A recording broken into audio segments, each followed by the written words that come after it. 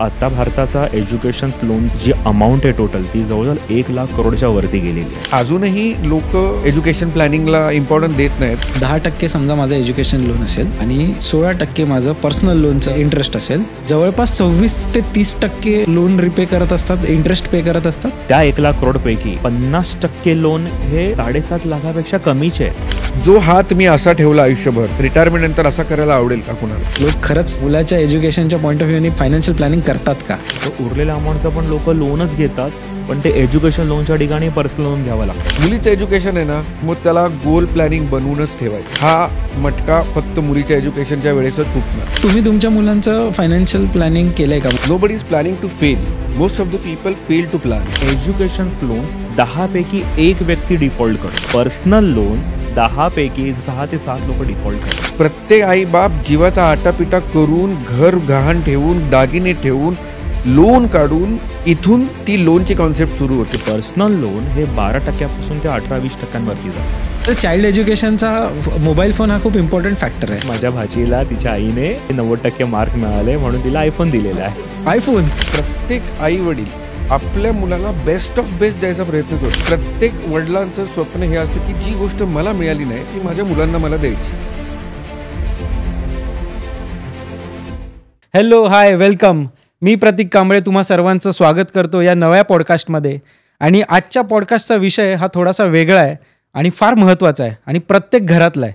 त्यामुळे आजचा पॉडकास्ट हा खूप इंटरेस्टिंग होणार आहे. आता तुम्ही म्हणाल प्रत्येक घरातला आहे तर तो का? तर त्याचं इंट्रोडक्शन देण्यापूर्वी मला तुमच्यासोबत एक फार इम्पॉर्टंट लाईन शेअर करायची आहे.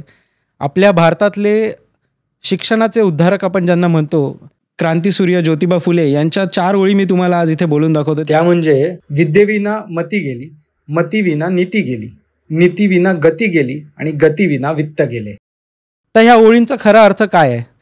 तर शिक्षण फार महत्त्वाचं आहे आणि शिक्षण नसेल तर वित्त म्हणजे संपत्ती तुम्ही कमावू शकत नाही. तर आजचा जो आपला विषय आहे तो या दोघांची गुंफण घालणारा विषय आहे. तो म्हणजे शिक्षण आणि संपत्ती. हा जो महिना सुरू झाला आहे किंवा आताचा जो सीझन आहे हा ॲडमिशन्सचा सीझन आहे. प्रत्येकाच्या घरात एक लहान मुलं आहे किंवा प्रत्येकाच्या घरामध्ये एक असं मुलं आहे जो आता पोस्ट ग्रॅज्युएशन किंवा हायर एज्युकेशनसाठी जातो आहे. आणि यासाठी प्रत्येकजण आजच्या तारखेला एज्युकेशन लोन या संकल्पनेवर फार जास्त डिपेंड आहेत. तर हाच आजचा आपला विषय आहे, एज्युकेशन लोन घ्यावं की एज्युकेशनसाठी इन्व्हेस्टमेंट प्लॅनिंग करावी. आणि या विषयाला कव्हर करण्यासाठी, याच्यावरती चर्चा करण्यासाठी आज आपल्याकडे 2 महत्त्वाचे गेस्ट आलेले आहेत. मी इंट्रोडक्शन करतो आपल्या पहिल्या गेस्टचं, अजय धवने सर. अजय धवने सर हे ॲडव्हेंट्स वेल्थ या कंपनीचे फाउंडर आहेत. ते गेली 20-22 वर्षांपासून फायनान्शियल प्लॅनिंगचं काम करत आहेत. आजच्या तारखेला 160 करोडच्या वरती त्यांचा AUM म्हणजेच ॲसेट अंडर मॅनेजमेंट आहे. जवळपास 2000च्या वरती अक्रॉस द ग्लोब त्यांचे क्लायंट्स आहेत. आणि त्याचसोबत आपल्यासोबत आहेत दुसरे guest, Amit Mhatre sir. Amit Mhatre sir हे प्रुडंट कॉर्पोरेट ॲडवायझरी या कंपनीमध्ये क्लस्टर हेड म्हणून काम करतात. ही झाली त्यांची कामाची ओळख. पण त्यांची महत्त्वाची ओळख अशी आहे की गेली 20 वर्षात ते सुद्धा फायनान्स इंडस्ट्रीमध्ये कार्यरत आहेत. पर्सनल फायनान्स या क्षेत्रामध्ये त्यांनी आजपर्यंत 100च्या वरती IAPs म्हणजे इन्व्हेस्टमेंट अवेअरनेस प्रोग्राम कंडक्ट केलेत. तर आज आपल्यासोबत आहेत अमित म्हात्रे सर, जे स्वतः एक CFP आहेत म्हणजे सर्टिफाईड फायनान्शियल प्लॅनर आहेत. आणि आपल्यासोबत आहेत अजय सर. तर आपण सुरू करूया या आजच्या नव्या पॉडकास्टला. आणि आजचा आपला फार महत्त्वाचा विषय आहे, त्यामुळे हा पॉडकास्ट तुम्ही शेवटपर्यंत बघा.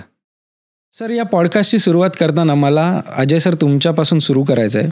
मला तुम्हाला एक पहिला प्रश्न किंवा पहिला विषय याच्याबद्दल चर्चा करायची आहे की तुमच्या काळी म्हणजे आजपासून एक 20 वर्षांपूर्वी जेव्हा तुम्ही ग्रॅज्युएट झाला असाल, 20-25 वर्षापूर्वी, whatever the age is, तर तुमच्या वेळी शिक्षण आणि शिक्षणावरती कसा खर्च केला जायचा किंवा शिक्षण कसं होतं? मी ग्रॅज्युएशन झालो 99ला. त्यावेळेस एज्युकेशन प्लॅनिंग किंवा एज्युकेशनसाठी खर्च एवढा मोठा नव्हता. आज जेवढं ग्लॅमराइज्ड आहे, आज जेवढ्या गोष्टी एज्युकेशनच्या महाग झाल्यात, ॲडमिशन्स महाग झालेत, त्या काळात तेवढे नव्हते. त्यामुळे लोकांनी छोट्या मोठ्या सेव्हिंग्जमधून पण त्यांच्या मुलांचे एज्युकेशन्स खूप चांगले केले. आणि फार काही मोठे ऑप्शन्स नव्हते. बेसिक ऑप्शन्स होते. आर्ट्स, कॉमर्स, सायन्समध्ये तुम्हाला ग्रॅज्युएशन करायचं आहे, तिथून नंतर एखादी स्ट्रीम डिसाईड करायची आहे आणि तिथून पुढे मग तो थोडासा मोठा खर्च जायचा. तो खर्च पण अगदी 5 ते 10 लाख 15 लाखाच्या घरात होता. पण आज तोच खर्च भयंकर वाढला आहे. हे का झालंय तर बिकॉज ऑफ इन्फ्लेशन. आणि मग ह्याच्यावरच कंटिन्युएशनमध्ये अमित सर मला हे तुम्हाला विचारायचं आहे की मग आजच्या काळातलं एज्युकेशनबद्दल तुमचं त्याच्याबद्दल काय ओपिनियन आहे? म्हणजे आज एज्युकेशनबद्दल खर्च कसा असतो किंवा एज्युकेशनच्या पद्धती कशा झाल्यात, काय बदललं आहे? पहिल्याचा आणि आत्ताच्या काळामध्ये जर मी थोडासा डिफरन्शिएट केलं तर पहिला तेवढं अवेअरनेस नव्हतं एज्युकेशन बाबतीत, आता ते फार आलेलं आहे. दुसरं मी आणि अजून हे म्हणेल की थोडं ग्लॅमराईज पण झालेलं आहे, थोडं पॉप्युलॅरिटी पण एज्युकेशन्सला मिळालेली आहेत. आत्ताचं एज्युकेशन्स नो डाऊट जसं अजयनी सांगितलं त्याप्रमाणे महाग तर खूप झालेलं आहे. का महाग झालेलं आहे? कारण एकतर इन्स्ट्रुमेंट कॉस्ट वाढत चाललेली, कोचिंग कॉस्ट वाढत चाललेली आहेत, त्यानंतर हॉस्टेल कॉस्ट वाढत चाललेली आहेत, खूप साऱ्या गोष्टी याच्यामध्ये ॲड होत गेलेल्या आहेत. थोडंफार नाही म्हणता एज्युकेशनमध्ये ना स्टँडर्ड ऑफ लिव्हिंग पण आलेलं आहे. पूर्वीचं एकदम प्रायमरी लेवलला होतं, आता थोडं स्टँडर्डाईज ते झालेलं आहेत. त्यामुळे लोक ॲडमिशन घेताना इन्स्टिट्यूट बघतात, कोचिंग क्लासेस जॉईन करताना कुठल्या सरचं कोचिंग क्लासेस आहेत हे सगळं बघितलं जातं. त्यामुळे थोडे आत्ताचं पूर्वीपेक्षा एज्युकेशन हे महाग आणि आणखी महाग होत जाणार. म्हणजे तुमच्या दोघांच्या मते पूर्वीच्या एज्युकेशनमध्ये आणि आजच्या एज्युकेशनमध्ये जर कुठली गोष्ट बदलली आहे तर ती म्हणजे कॉस्ट. Absolutely cost. आणि मी अजून एक पॉईंट ॲड करेन याच्यात, आर्ट्स, कॉमर्स, सायन्स हे 3च स्ट्रीम होते. आज जवळपास 18 ते 22 स्ट्रीम अशा आहेत ज्याच्यात तुम्हाला प्रॉपर ग्रॅज्युएशन करता येतं कॉलेजमध्ये आणि मग त्याच्यात मास्टर्स डिग्री घेता येते. माझ्या काळात तेवढे ऑप्शन्स नव्हते. आर्ट्स, कॉमर्स, सायन्सच होते बेसिक. प्रोफेशनल कोर्सेस आलेत, भरपूर वाढलेले आहेत. म्हणजे पूर्वी 10वी नंतर आर्ट्स, कॉमर्स आणि सायन्स हेच ऑप्शन्स असायचे. आज लोक 8वी 9वीमध्येच डिसाईड करतात की मला कुठल्या लाईन्ससाठी जायचं आहे, काय बनायचं आहे. पूर्वी तेवढं नव्हतं. अजय सर मला सांगा की जे तुम्ही म्हणालात की आर्ट्स, सायन्स, कॉमर्स ह्या 3 स्ट्रीम्स होत्या, त्यामुळे ह्या 3 स्ट्रीम्समधून जेव्हा आपण पासआउट व्हायचो तर मग आपल्याकडे ऑप्शन्स पण फार लिमिटेड असायचे नोकरी आणि ह्या सगळ्या गोष्टींसाठी. तर मग पुढे जर समजा एखाद्या मुलाला पोस्ट ग्रॅज्युएशन तेव्हा पण जर करायचं असेल तर त्याला फायनान्शियल स्ट्रगल असायचं का? डेफिनेटली फायनान्शियल स्ट्रगल त्यावेळेस नक्कीच होतं, कारण आज जेवढ्या सॅलरी आहे त्या काळात तेवढ्या जास्त सॅलरी नव्हत्या. पण आज जेवढं इन्फ्लेशन आहे त्यावेळेस इन्फ्लेशन पण तेवढं जास्त नव्हतं. त्यामुळे त्याच्यात पगार कमी असला, इन्कम लिमिटेड असलं तरी ते एक्सपेन्सेस मॅनेज करण्यासारखे होते. पण हां, जेव्हा पोस्ट ग्रॅज्युएशनचे खर्च यायचे तेव्हा डेफिनेटली लोक लोनला प्राधान्य द्यायचे किंवा एखादी प्रॉपर्टी थोडंसं विकावं, गोल्ड विकावं, असं काहीतरी करून ते मॅनेज करावं लागायचं. म्हणजे त्या काळात सुद्धा इझिली मॅनेजेबल नव्हतं.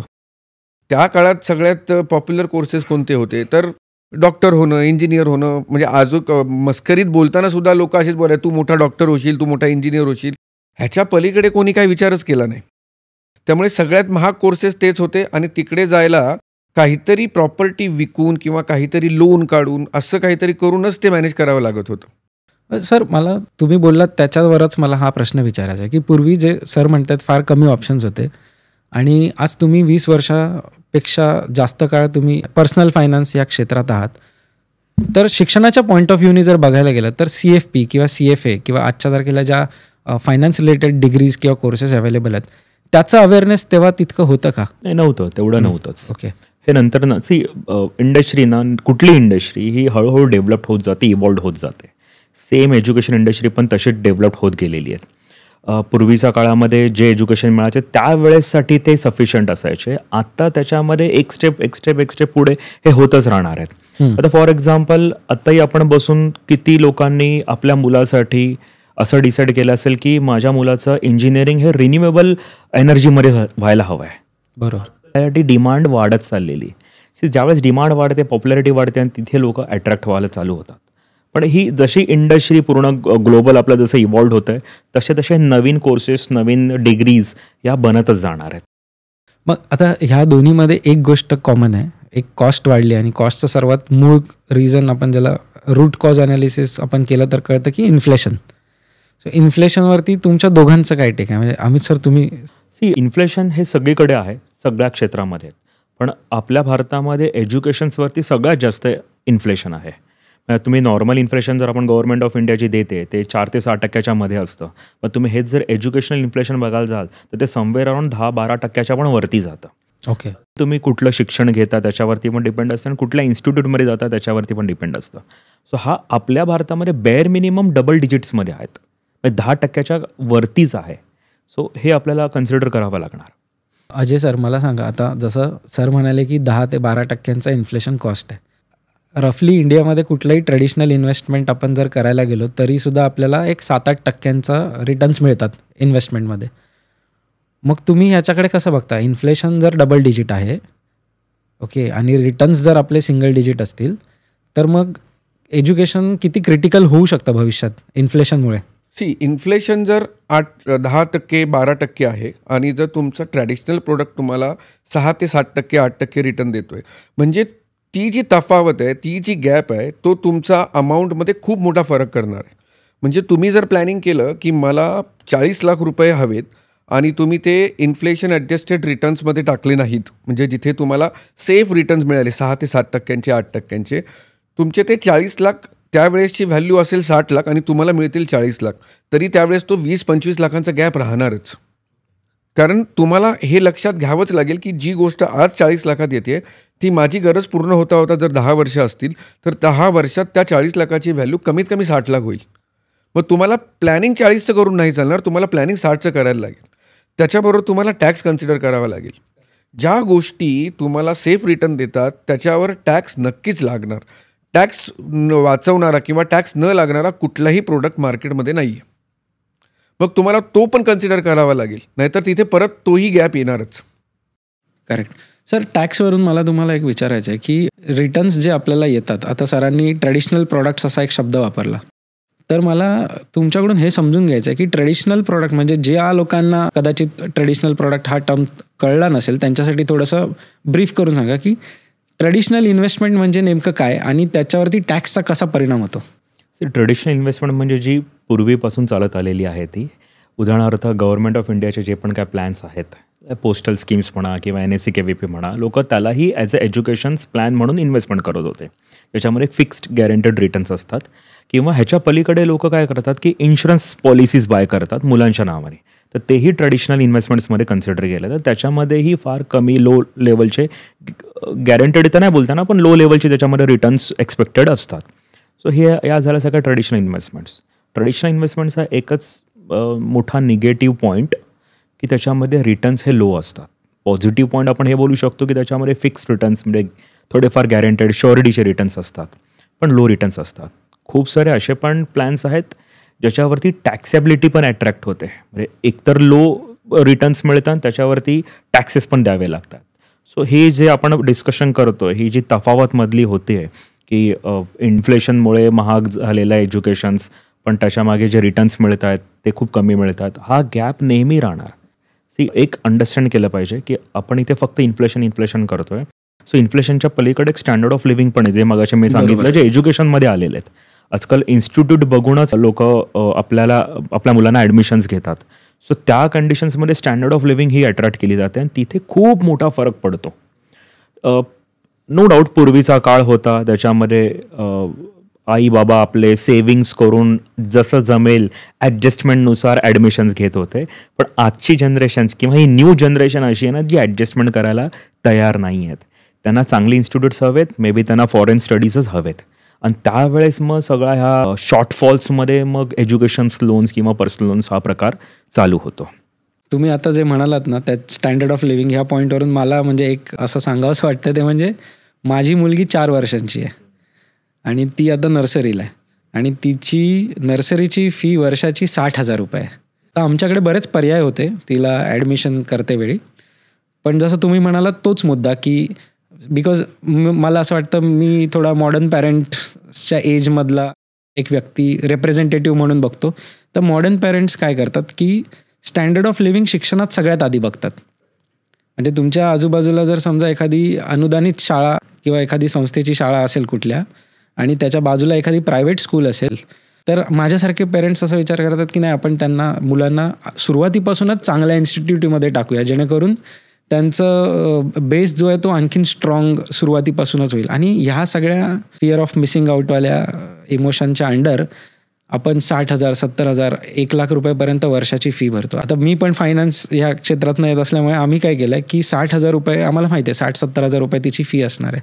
तर आम्ही दोघांनी नवरा बायकोनी एक 3,000 रुपयाची एक डेट SIP सुरू केली आहे तिच्या पुढच्या वर्षीच्या इमिजिएट गोलसाठी, म्हणजे पुढच्या वर्षीची फीस भरायची आहे त्यासाठी. सो हा पॉईंट खरंच फार इम्पॉर्टंट आहे की आपण कॉस्ट ऑफ लिव्हिंग आणि ते आपल्या आता झालंय असं ना, प्रत्येक आई वडील आपल्या मुलाला बेस्ट ऑफ बेस्ट द्यायचा प्रयत्न करतो. करेक्ट. प्रत्येक वडिलांचं स्वप्न हे असतं की जी गोष्ट मला मिळाली नाही ती माझ्या मुलांना मला द्यायची ॲट एनी कॉस्ट. ह्या एका फॅक्टरमुळे मग ती फी बघितली जात नाही. जसं तुम्ही म्हणालात की जर एखादी साधी शाळा आहे आणि त्याच्या बाजूला प्रायव्हेट शाळा आहे, त्या दोघांची मुलं बाहेर आल्यानंतर जे मला चांगलं ग्लॅमराईज दिसेल डोळ्यांना, करेक्ट, माझा मुलगा तिथे गेला पाहिजे. कारण बऱ्याच वेळेला आता आपल्यावर ते सारखं हॅमर केलेलं आहे की तुमची संगत जशी असते तशी तुम्ही होणार आहात. मग मी हा विचार करेन माझा मुलगा चांगल्या संगतीत जाऊ दे. बरोबर. म्हणून मग ती शाळा निवडताना मी ती चांगली बघून निवडणार. मग तिथे फीज नाही बघितली जाणार. जसं अमित सर म्हणतायत की स्टँडर्ड ऑफ लिव्हिंग हा प्रश्न आहे. डेफिनेटली मग तिथे मी पैसा नाही बघणार. कुठलाच बाप की कुठलीच आई तिथे कॉम्प्रोमाइज नाही करणार. हा बरोबर मुद्दा आहे की आपण कॉम्प्रोमाइज करत नाही. पण मग ह्याच्यामुळे येणारं जे फायनान्शियल बर्डन आहे, करेक्ट, म्हणजे आजच्या तारखेचं आपलं स्टँडर्ड ऑफ लिव्हिंग, वाढणारी महागाई, आपल्या स्वतःच्या खूप इच्छा असतात आणि ते सगळं करताना मुलांच्या फीसचा एक वेगळा खर्च असतो. त्या व्यतिरिक्त काही करिक्युलर ॲक्टिव्हिटीज करायच्या असतील एक्स्ट्रा, त्याचा वेगळा खर्च असतो. मग हे सगळं करताना फायनान्शियल बर्डनकडे तुम्ही मला त्याच्याबद्दल काही सांगाल का? फायनान्शियल बर्डन येतं ना अगदी, कारण लोकांचे प्लॅनिंग अगोदरपासून डिसाइडेड नसतात. आता आपण मगापासून थोडं हायर एज्युकेशन आणि फॉरेन एज्युकेशन बाबतीत बोलतो, इन्फ्लेशन बाबतीत बोलतो की जे 5, 10, 15 वर्षानंतर होणार आहेत. पण तू जसं एक्झाम्पल दिलं की आत्ता या कंडिशनला अगदी नर्सरीपासून फीज वाढलेल्या आणि प्रत्येकाला नर्सरीमध्ये पण, म्हणजे आपल्या काळामध्ये नर्सरी असे काही प्रकार नव्हते, पण आता नर्सरी प्रकार आले आणि तिथे पण 50,000 लाख रुपये जवळजवळ फीज चार्ज करतात. सो फायनान्शियल बर्डन हे पहिल्या वर्षापासून यायला चालू होतं आहे पॅरेंट्सवरती.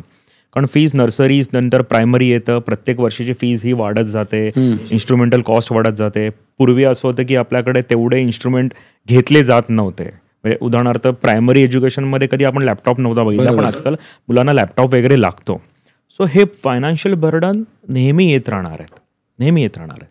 सो ह्याचं एक सोल्युशन तर हेच आहे की आपण ग्लॅमरस बघून जर मुलांना शिक्षणामध्ये टाकलं तर कदाचित ह्याचीही आपण तयारी ठेवली पाहिजे की पुढे जाऊन कदाचित माझ्याकडे फायनान्शियल बर्डन होणार आहेत, तर मला ती कॅल्क्युलेटिव्ह रिस्क घेता आली पाहिजे. बरं, मला ते कॅल्क्युलेशन्स प्लॅनिंग करता आलं पाहिजे. ह्याच्यासाठी खूप सारे फायनान्शियल ॲडवायझर्स आहेत जे हेल्प करून देऊ शकतात. आणि इथे तर खूप मोठा रोल येतो फायनान्शियल ॲडवायझर्सचा की एक्झॅक्टली ही फीज माझ्या इन्कमला मॅच होणारी आहे की नाही आहे. आणि फक्त फीज नाही बघितली जातात त्याच्यामध्ये, त्या फीजच्या व्यतिरिक्त मला वाटतं एज्युकेशन, स्टँडर्ड ऑफ लिव्हिंग, एज्युकेशनचं हे पण बघणं फार इम्पॉर्टंट आहे. म्हणजे सिम्पली बोलायचं झालं तर मुलाला शाळेत जाण्यासाठी आणि सोडण्यासाठी आपण कुठली व्हेकल्स ठेवतोय, ह्याही गोष्टी त्याच्यामध्ये कन्सिडर केल्या पाहिजेत. सो दॅट आपल्याला तेवढं बर्डन आपल्या फायनान्शियल बजेटवरती नाही आलं पाहिजे. त्यासाठी एज्युकेशन्स ॲडमिशन्स घेतानाच हा विचार पॅरेंट्सनी केला पाहिजे. सर, आता एक अमित सरांनी फार महत्त्वाचा मुद्दा इथे उपस्थित केला. मला तुम्हाला आता पिक्चरमध्ये आणायचं आहे बिकॉज तुम्ही फायनान्शियल प्लॅनर म्हणून काम करताय. अमित सर जे म्हणाले की इथे खरं फायनान्शियल प्लॅनिंगचा रोल किंवा फायनान्शियल प्लॅनरचा रोल सुरू होतो. सर, तुम्ही इतक्या वर्षात फायनान्शियल प्लॅनिंग केलं आहे, तर चाइल्ड एज्युकेशन प्लॅनिंग जे होतं हे खरंच केलं जातं का? म्हणजे पहिला प्रश्न माझा हा आहे की लोक खरंच मुलाच्या एज्युकेशनच्या पॉईंट ऑफ व्ह्यूने फायनान्शियल प्लॅनिंग करतात का? एक खूप सुंदर वाक्य आहे, nobody is planning to fail, most of the people fail to plan. आपल्याकडे इंडियामध्ये अजूनही खूप कमी लोक अशी आहेत की ज्यांना खरोखर प्लॅन करायचं आहे किंवा प्रॉपरली एक प्लॅन करून मला एक गोल अचीव करायचं आहे. चाइल्ड एज्युकेशन आहे, हायर एज्युकेशन आहे, माझे ड्रीम्स आहेत. प्लॅन केला तर त्या गोष्टी खूप इझिली पॉसिबल आहेत. बट लोकांना तो कॉन्सेप्ट अजून तेवढा डायजेस्ट होत नाही आहे. 70-80% लोक 40-45 नंतर विचार करतात की मी आता एज्युकेशनसाठी प्लॅन करतो. पण जेव्हा लग्न आपल्याकडे 30मध्ये होतं तर प्लॅन 40मध्ये करतात. मग तिथे तो गॅप कमी राहतोय. म्हणजे मुलगा माझा 18 वर्षांचा होणार आहे, आता मला मोठे पैसे लागणार आहेत आणि मला त्याच्या 10व्या-12व्या वर्षी मला आठवते की आता मला प्लॅन करायला लागेल. ह्याचं सगळ्यात मोठं कारण असं असू शकतं की लोकांवर लोनचं बर्डन आहे, होम लोनचं बर्डन आहे. पण माझ्या मते सगळ्यात बेसिक फरक हा आहे की लोकांमध्ये अजून तेवढा अवेअरनेस नाही आहे की मला एका मुलाचं एज्युकेशन प्लॅन म्हणजे निदान 60 लाख ते 1 करोडच्या घरातलं मला प्लॅनिंग करून ठेवायचं. हा आकडाच लोकांना घाबरवतो किंवा हा आकडा लोकांना डायजेस्टच होत नाही आहे की मला एवढे पैसे लागतील का. पण सर, आता मी थोडंसं पर्सनल होऊन तुम्हाला एक प्रश्न विचारतो, म्हणजे हा कदाचित माझ्या फायद्याचा प्रश्न असेल. आता माझ्यासारखा जो व्यक्ती आहे ज्याचं वय 30-35च्या रेंजमध्ये आहे आणि मला 4 वर्षाची मुलगी आहे, तर समजा मी 25व्या वर्षापासून माझं करिअर सुरू केलं आहे, गेली 10 वर्ष मी कमवतोय, अर्निंग आहे. तर प्लॅनिंग करताना पहिली 5 वर्ष तर आपली हे समजण्यात जातात की आपल्याला पैसे सेव्ह केले पाहिजेत. मग लग्न होतं, मग एक ॲडिशनल रिस्पॉन्सिबिलिटी येते, मग थोडे खर्च वाढतात, इन्कमही वाढतं जर दोघं नवरा बायको अर्निंग असतील तर. पण मग असं म्हटलं जातं की मग रिटायरमेंट प्लॅनिंग आपण सुरुवातीपासूनच केलं पाहिजे, कारण छोट्या अमाऊंटनी आपण मोठी अमाऊंट जमा करू शकतो वगैरे. रिटायरमेंट प्लॅनिंगला प्राधान्य द्यायचं की माझे जे मिड टर्म गोल्स असतील, जसं मला घर घ्यायचं आहे येत्या 5-6 वर्षात, एक मोठं घर घ्यायचं किंवा घर अपग्रेड करायचं, की मला मुलगी आहे आता आणि तिचं 60,000-1 लाख रुपये अकॅडमिक्सचा खर्च चालू झाला आहे, तर एखाद्या माझ्यासारख्या कन्फ्युज्ड माणसाने कुठून सुरुवात केली पाहिजे? म्हणजे तुम्ही दोघेही मला याच्याबद्दल उत्तर द्या. इथे खरा रोल येतो तो फायनान्शियल ॲडवायझरचा. तुम्ही तुमच्या गोल्सवर इमोशनल असता, फायनान्शियल ॲडवायझर न्यूट्रल असतो. फायनान्शियल ॲडवायझरच्या डोक्यात एक गोष्ट कायम असते की तुम्हाला तुमच्या गोलच्या जवळपास नाही यायचं. तुमच्या डोक्यात बरेच गोल्स आहेत, म्हणजे मला घर पण घ्यायचं आहे, मला मुलीचं एज्युकेशन, हायर एज्युकेशन, लग्न पण करायचं आहे, मला माझं रिटायरमेंट पण करायचं आहे, मला माझी एखादी 2 व्हीलर 4 व्हीलर पण घ्यायची आहे, बरेच स्वप्न आहेत. मग इथे फायनान्शियल ॲडवायझर पिक्चरमध्ये येतो आणि तुम्हाला विचारतो की ह्याच्यातली कंपल्सरी झालीच पाहिजे अशी कोणते गोल्स आहेत, मग तू कशाला प्रायोरिटी देशील? शिक्षण मुलीचं सर्वात महत्त्वाचं आहे. हां, नंतर रिटायरमेंट करेक्ट. तिसरी प्रायोरिटी कदाचित होम लोन येईल. हां, म्हणजे थोडंसं डिले होऊ शकतं. चालेल, डिले झालं तर चालेल, पण ह्या 2 गोष्टी डिले होता कामा नये. बरोबर. अशा वेळेस आम्ही काय करतो, मग ह्या 2 गोष्टींच्या हिशोबाने प्लॅनिंग करायला सुरू करतो. ओके. अगदी बेसिक छोट्या मोठ्या इन्व्हेस्टमेंट्स, 3,000-5,000ची SIP, mutual fund SIP. Why I am talking about SIP now? Because तुम्हाला जर इन्फ्लेशन 10-12% आहे तर तुमचे रिटर्न्स त्याला बीट करून मिळाले पाहिजेत, तर तुम्ही त्या प्लॅनिंगवर बरोबर राहाल. That's why I am coming to this point की आता तुम्हाला म्युच्युअल फंड SIP ही एकच कॉन्सेप्ट अशी आहे जी कमी वेळेत तुम्हाला कंपाऊंडिंग करून मोठे रिटर्न जमा करून देऊ शकते. एक छोटी 3,000ची SIP तुमच्या मुलीच्या एज्युकेशनसाठी 40 ते 50 लाख रुपये आरामात जमा करू शकते. फक्त पॉईंट एवढाच आहे, सुरुवात लवकर करायची आहे, स्टेपअप करायची आहे आणि त्याला वेळ द्यायचा आहे. मार्केटमध्ये बॅड न्यूज खूप आहेत. प्रत्येक न्यूज चॅनल, प्रत्येक न्यूजपेपर तुम्हाला खूप वाईट बातम्या सांगतो. तुमचा प्रत्येक ओळखीचा व्यक्ती तुम्हाला येऊन सांगेल मार्केट पडणार आहे. अजिबात विश्वास ठेवायचा नाही. विश्वास ठेवायचा फक्त इंडियन इकॉनॉमीवर आणि ती इन्व्हेस्टमेंट सुरू ठेवायची. छोट्या छोट्या इन्व्हेस्टमेंट्स तुम्ही जर कन्सिस्टंटली केल्यात तर तुम्ही त्या गोलपर्यंत नक्की पोचता. आपल्याकडे हे हर्डल खूप येतात, मध्ये मध्ये खूप सारे डिस्ट्रॅक्शन्स येणार, घरात कोणतरी आजारी पडणार, काहीतरी लग्न येणार, पैसे लागणार. ह्या पैशाला हात नाही लावायचा. मुलीचं एज्युकेशन आहे ना, मग त्याला गोल प्लॅनिंग बनवूनच ठेवायचं. मुलीचं एज्युकेशन हा मटका फक्त मुलीच्या एज्युकेशनच्या वेळेसच फुटणार, तोपर्यंत त्या मटक्यातून पैसे निघणार नाहीत. That's it. तर तुम्ही त्या गोलपर्यंत पोचता. म्हणजे फायनान्शियल ॲडवायझर असणं फारच इम्पॉर्टंट आहे, कारण मी इमोशनल डिसिजन घेऊ शकतो पण financial adviser will always be neutral while guiding you. Sir तुमचं मी थोडंसं वेगळ्या वेनी स्टार्ट करतो. Okay. की एक ह्युमन सायकोलॉजी काय असते, एक नॉर्मल व्यक्ती कुठून चुका करायला स्टार्ट करतो जे त्याला कळत पण नाही.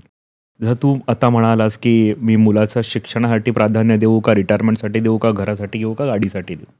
नॉर्मल व्यक्ती आहे ना, हा इमिजिएटली येणारा जो माझा फायनान्शियल गोल असेल ना त्याला प्राधान्य देतो. बरोबर.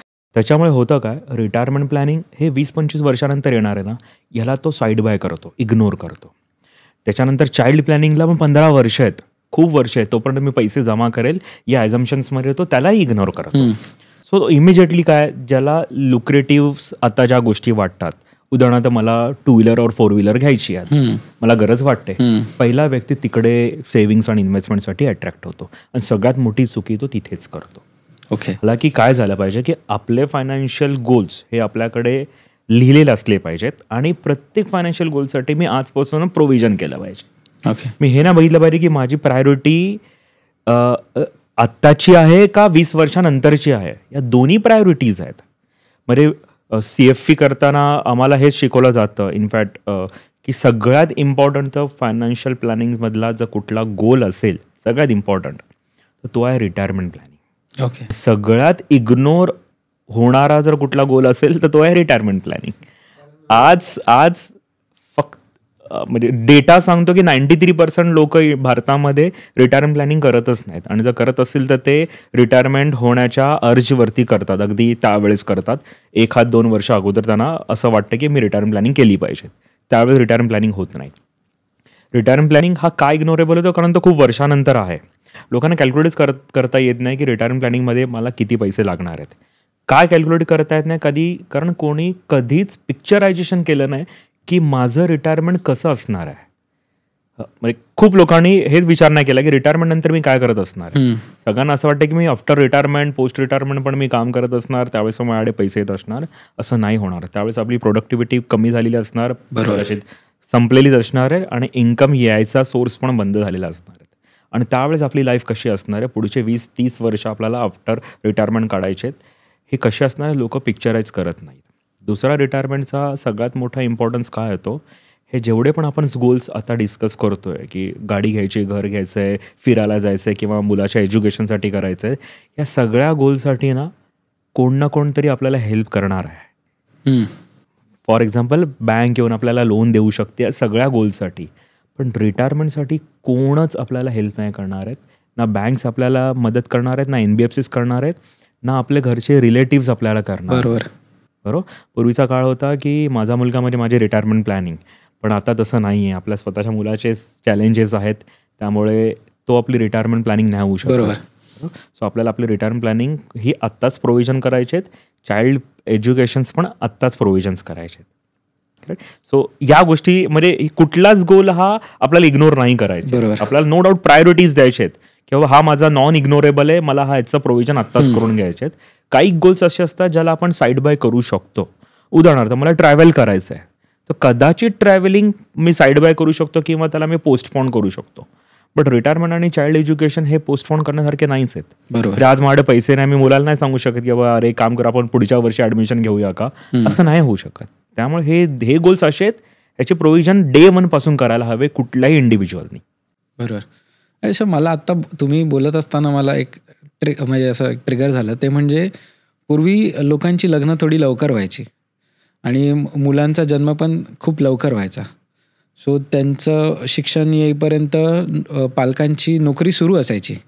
आता थोडा सिनॅरिओ वेगळा झाला आहे. लोक 30-35च्या आसपास लग्न करतात, त्याच्यानंतर त्यांना मुलं होतात, आणि ती मुलं 20 वर्षाची होईपर्यंत ह्यांची रिटायरमेंट पण आलेली असते. तर तुम्ही आता जे बोललात ना, त्याच्यावरती मला असं वाटतं की रिटायरमेंटचा गोल ड्यू होणार आहे, नेमकं त्याचवेळी मुलांचं शिक्षण पण येणार आहे, हायर एज्युकेशन. मग ते प्रेशर आणखीन जास्त असू शकतं. कारण माझ्या परिचयात एक कुटुंब आहे, त्यांची रिटायरमेंट झाली आहे आणि वाईफची रिटायरमेंट आता येईल 5-1 वर्षामध्ये. पण त्यांची एक मुलगी ऑलरेडी 2 वर्षापूर्वी बाहेर गेली आहे शिक्षणासाठी एज्युकेशन लोन घेऊन, आणि आता दुसरी मुलगी पण एज्युकेशन लोनच्याच वाटेवर आहे. आणि मग आता तो एक प्रश्न कायम असतो की एज्युकेशन लोन तर मुलंच फेडतात, पण पालकांना ते प्रेशर कायम असणार आहे की आता मी हे इन्व्हेस्टमेंट्स माझे जे काय आहेत, पेन्शन नसेल आणि मग मुलं शिक्षणाला बाहेर जाणार, त्यांचं एज्युकेशन लोन असेल, तिथे कुठे एखादा डिफॉल्ट झालं, काय झालं, तर त्याच्यामुळे क्रेडिट स्कोअर किंवा बाकी सगळ्या गोष्टी पण हलणार आहेत. सो मला सांगा सर, आता हे असं आपण जर विचार केला की रिटायरमेंट आणि एज्युकेशन म्हणजे आजच्या तारखेनुसार एकत्रच ड्यू होणार असेल, तर आपण फायनान्शियल प्लॅनिंग करताना कशी केली पाहिजे, म्हणजे काय केलं पाहिजे, नेमकं किती अमाऊंट कशामध्ये इन्व्हेस्ट केली पाहिजे, म्हणजे इन्व्हेस्टमेंट ॲडवाईस म्हणून नाही, पण एक जनरल व्ह्यू म्हणून आपण काय केलं पाहिजे? मी म्हणतो रिटायरमेंटला जास्त प्राधान्य दिलं पाहिजे. ओके. कारण चाइल्ड एज्युकेशनसाठी कदाचित लोन मिळू शकतो, रिटायरमेंटला मी जसं म्हणाल रिटायरमेंटला लोन नाही मिळू शकत. दोघांपैकी एक चॉईस कधी नसणार आहे, दोन्ही चॉईस घेऊन जायला लागेल. प्राधान्य कोणाला द्यायचं ना हे इंडिव्हिज्युअलने डिसाईड केलं जातं. जसं मी म्हणतो रिटायरमेंटसाठी, पण काही लोकांचे प्राधान्य मे बी चाइल्ड एज्युकेशनसाठी असू शकतात. दोन्ही एकसाथ ड्यू होणार आहे, तर त्यांची इन्व्हेस्टमेंट्स पण किंवा त्यांचे प्रोव्हिजन्स पण हे अगोदरपासूनच तशा पद्धतीनेच प्लॅन केले पाहिजे की दोघांचे ड्यू सेम आहे. बरोबर. रिटायरमेंटसाठी मी एखाद्या वेळेस बोलू शकतो की रिटायरमेंटला एक साथ पैसा लागत नाही. चाइल्ड एज्युकेशनच्या प्लॅनिंगला एक साथ पैसे लागू शकतात, किंवा 1-2 वर्षाच्या अंतरामध्ये पैसे लागू शकतात. त्यामुळे दोघांची प्लॅनिंग ही त्याच अनुषंगाने करायला हवी आहे. चाइल्ड प्लॅनिंग, आता ह्याच्यामध्ये आणखी गोष्ट कन्सिडर ही करायला हवी आहे की सपोज माझ्या रिटायरमेंट नंतर पण माझ्या मुलाचं एज्युकेशन जर चालणार असेल, तर तिथे जो एज्युकेशन लोन मिळतो याच्यावरती पण थोडासा एक कन्सिडरेशन येऊ शकतं की पॅरेंट्स रिटायर्ड होत आहेत, त्यामुळे तिथेही लोन मिळणं किंवा लोनची अमाऊंट मिळणं ही कदाचित थोडीफार कमी होऊ शकते. ती हे कन्सिडर करायला हवी आहे ज्यावेळेस आपण प्रोव्हिजन्स करायला बसतो त्यावेळेस. सो नो डाऊट प्रेशर येतो थोडासा, पण सुरुवातीपासून ह्याचं प्रोव्हिजन केलं पाहिजे, एन मोमेंटला नाही झालं पाहिजे. अजय सर, मला तुम्हाला हे विचारायचं आहे, ॲज अ फायनान्शियल प्लॅनर, 1,00,000 रुपये जर इन्कम आहे, 60-70 हजार रुपये जर खर्च होतो, 20-30 हजार रुपये उरत आहेत महिन्याला प्रत्येक माणसाच्या त्याच्या किटीमध्ये, की 20-30 हजार रुपये बॅलन्स आहे. तर ह्याच्यामध्ये ह्या 30 हजाराचं प्लॅनिंग करताना मूल समजा पहिल्या वर्षातच, आता पहिल्याच वर्षात आहे मूल, पहिल्या दुसऱ्या वर्षात आहे, तर आत्तापासूनच मला त्याच्या पुढच्या 30 हजाराचं प्लॅनिंग करायचं आहे ना, तर मी सजेस्ट करेन तुम्ही 10,000 रुपये निदान रिटायरमेंटसाठी ठेवा. ओके. कारण का, समजा तुमचं एज 35 आहे, तर ते तुम्हाला 25 वर्ष निदान अजून हातात आहेत, तर तो 5 ते 10 वर्षांचा एक्स्ट्रा पिरियड तुमच्याकडे आहे. 5 ते 10 वर्ष का एक्स्ट्रा बोलतोय मी, मुलगा तुमचा जर आज फर्स्ट स्टँडर्डला आहे किंवा ज्युनियर KG सिनियर KGला आहे, त्याला ती मोठी रक्कम 18 ते 20-21 वयापर्यंत लागणार आहे. तुमच्याकडे 4-5 वर्ष एक्स्ट्रा आहेत, त्यामुळे मेजर अमाऊंट तुम्ही ॲटलिस्ट 30 पैकी 15 ते 20 हजार रुपये तुमचे चाइल्ड एज्युकेशनला गेले पाहिजेत, 10,000 रुपये तुमचे मुलाच्या तुमच्या रिटायरमेंटसाठी गेले पाहिजेत. हे आपण बोलतोय कन्सिडर करून की त्यांच्याकडे इन्शुरन्स, हेल्थ इन्शुरन्सचा कव्हर ऑलरेडी आहे. हा एक वेगळा मुद्दा आहे. ॲक्च्युली आम्ही जेव्हा फायनान्शियल प्लॅन बनवतो तेव्हा सगळ्यात पहिली गोष्ट कन्सिडर करायला सांगतो ते लाईफ इन्शुरन्स आणि दुसरा हेल्थ इन्शुरन्स.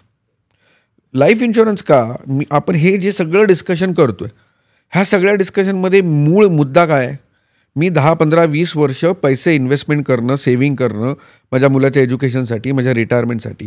पण त्या इन्व्हेस्टमेंट करायसाठी लागणारं जे इन्कम आहे ते कुठून येतं आहे, तर माझ्या इन्कममुळे येतं आहे. करेक्ट. मी कामाला जातोय, मी कामधंदा करतोय, त्यामुळे ते पैसे येत आहेत. हेच मशीन बंद पडलं तर ह्या मशीनचं इन्कम रिप्लेसमेंट झालं पाहिजे.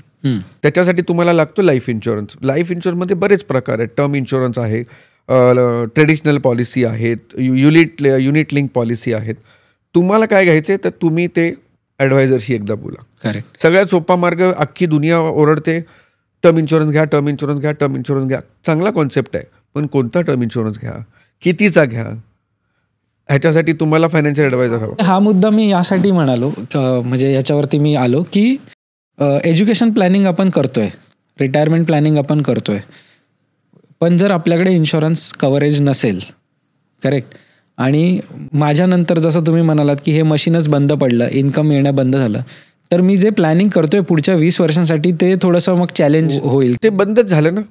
आता समजा हजबंड वाईफ आणि एक मूल आहे, दोघं हजबंड वाईफ जर जॉब करतायत, एकाचं इन्कम बंद पडलं तर एकावर एवढा भार येईल की ते लांबचे गोल्स लक्षातच राहणार नाहीत. सर्वायवलचाच प्रश्न येईल. आजपासून 10, 15, 20 वर्ष मी सर्वाईव्ह कसं करणार हा प्रश्न येईल. ते गोल्स, ते स्वप्न, मुलासाठी बघितलेले स्वप्न सगळं बाजूला. करेक्ट, बरोबर. म्हणजे हा सगळा ढाचाच हलणार तुमचा. ह्या 2 पिलरवर सगळं उभं होतं. त्यामुळे लाईफ इन्शुरन्स तिथे इमिडिएटली इन्कम रिप्लेसमेंट करू शकतो आणि ते त्या गोलपर्यंत तुम्ही पोचाल. म्हणजे एकाच्या इन्कमच्या ॲब्सेन्समध्ये सुद्धा तुम्ही त्या गोलपर्यंत पोचू शकता जर तुमच्याकडे प्रॉपर लाईफ इन्शुरन्स असेल तर. दुसरा पार्ट तू जसा बोलला की हेल्थ इन्शुरन्स, 90% लोक ऑफिसच्या हेल्थ इन्शुरन्सवर डिपेंडंट आहेत. त्यांना असं वाटतं की माझ्याकडे इनफ कव्हरेज आहे, सफिशियंट कव्हरेज आहे. 80-90% कंपन्या आपल्या एम्प्लॉईला मॅक्सिमम 5 लाखापर्यंतचा हेल्थ इन्शुरन्स कव्हरेज देतात, त्यापेक्षा जास्त देत नाहीत. आता चुकून एखादा आजार पण असा आला ज्याच्यात 8-9 लाख रुपये आले. जस्ट इमॅजिन की तुझी परिस्थिती काय असेल. 5 लाख तर कंपनीने दिले, आता 3-4 लाख कुठून उभे करणार. तर टचवूड आपल्याकडे भारतीय संस्कृती अशी आहे ना की ते 3-4 लाख रुपये नातेवाईक, मित्र, अरे आपलाच आहे, आल्यावर देईल, तुम्ही ते पैसे अरेंज होणार, तुम्ही हॉस्पिटलमधून घरी येणार. आता काय झालं, आता तुझ्या डोक्यावर ते 3-4 लाख रुपये कर्ज झालं. तुला तर देणं भाग आहे. तू कुठून देणार? तुझ्या पास्टमधल्या सेव्हिंगमधून, किंवा मी चाइल्ड एज्युकेशननी सुरू केलेली एखादी इन्व्हेस्टमेंट तिथून जाणार. म्हणजे ते डायव्हर्शन झालं. एक छोटंसं हॉस्पिटलायझेशन तुम्हाला 3 ते 4 वर्ष मागे ढकलू शकतं. त्यामुळे तुमचा पर्सनल हेल्थ इन्शुरन्स असणं खूप गरजेचं आहे. करेक्ट. तो कुठलाही प्लॅन असू दे, एज्युकेशन प्लॅन असू दे, रिटायरमेंट प्लॅन असू दे, फायनान्शियल प्लॅन असू दे, तुम्हाला ह्या 2 गोष्टी पहिल्या कन्सिडर करायला लागतात, लाईफ इन्शुरन्स आणि हेल्थ इन्शुरन्स.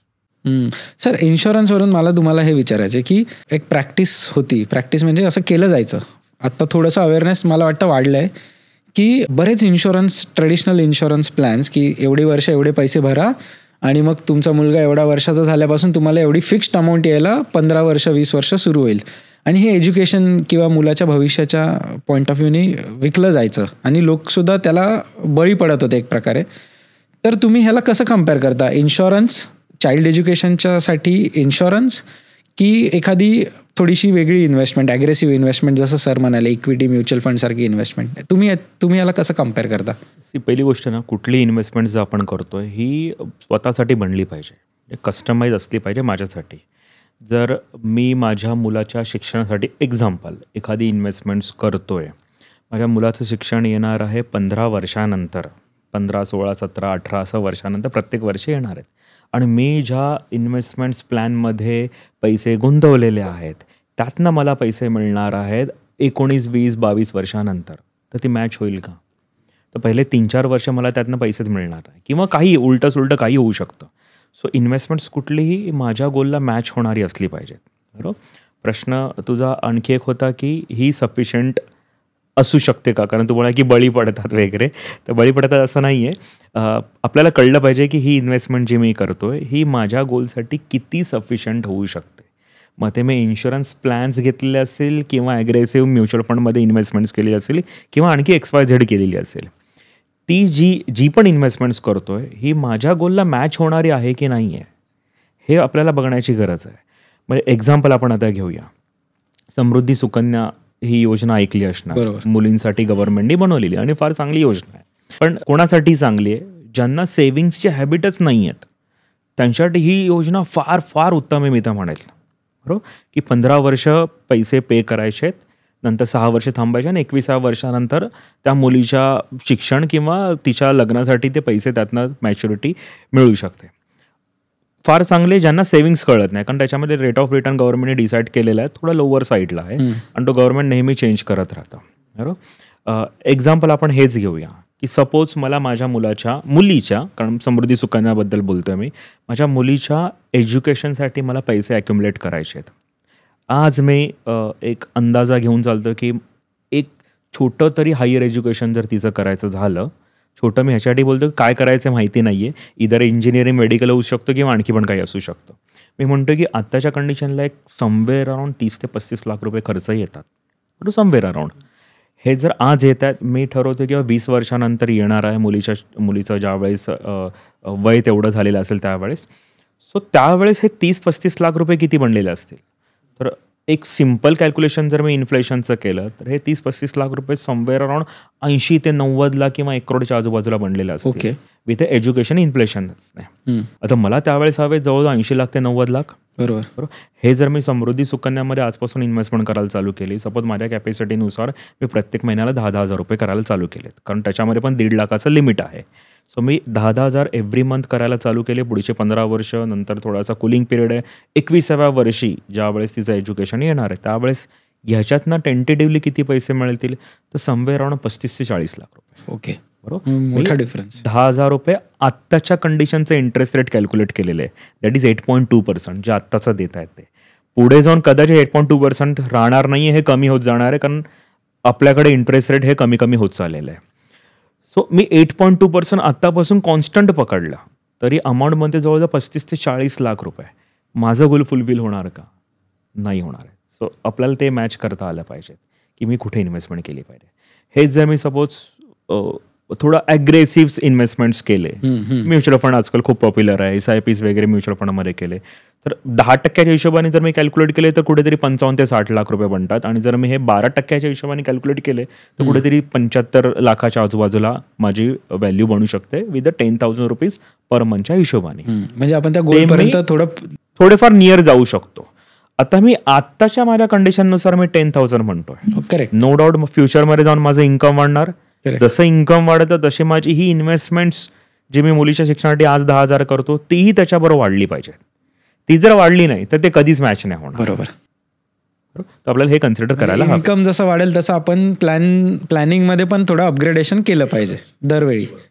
सर मला ना ह्या एका पॉईंटवरती तुम्हाला हे विचारायचं आहे की जसं आता Sukanya Samriddhi Yojana is a very popular concept or the scheme right नाव, बट एक फार जुनी कॉन्सेप्ट आहे जी आजवर चालू आहे, ती म्हणजे कुठल्याही गोलसाठी, म्हणजे आपण आता चाइल्ड एज्युकेशनच्या अवतीभोवती बोलतोय म्हणून आपण चाइल्ड एज्युकेशन पकडूया, ह्या गोलसाठी सुद्धा लोक FD करतात. म्हणजे मी एकदम रिअल लाईफ एक्झाम्पल सांगतो. मला एका फ्रेंडनी विचारलं होतं की मला मूल झालं आहे आणि माझ्या सासूबाईंनी मला 5 लाख रुपये FD करायला सांगितलेत. मी म्हणालं का? नाही, तो जेव्हा शाळेत जाईल तेव्हा त्याचा शिक्षणाचा थोडा बहुत खर्च ह्या 5 लाखातनं जे काय व्याज येईल तुम्हाला त्याच्यातनं तुम्ही करत राहा.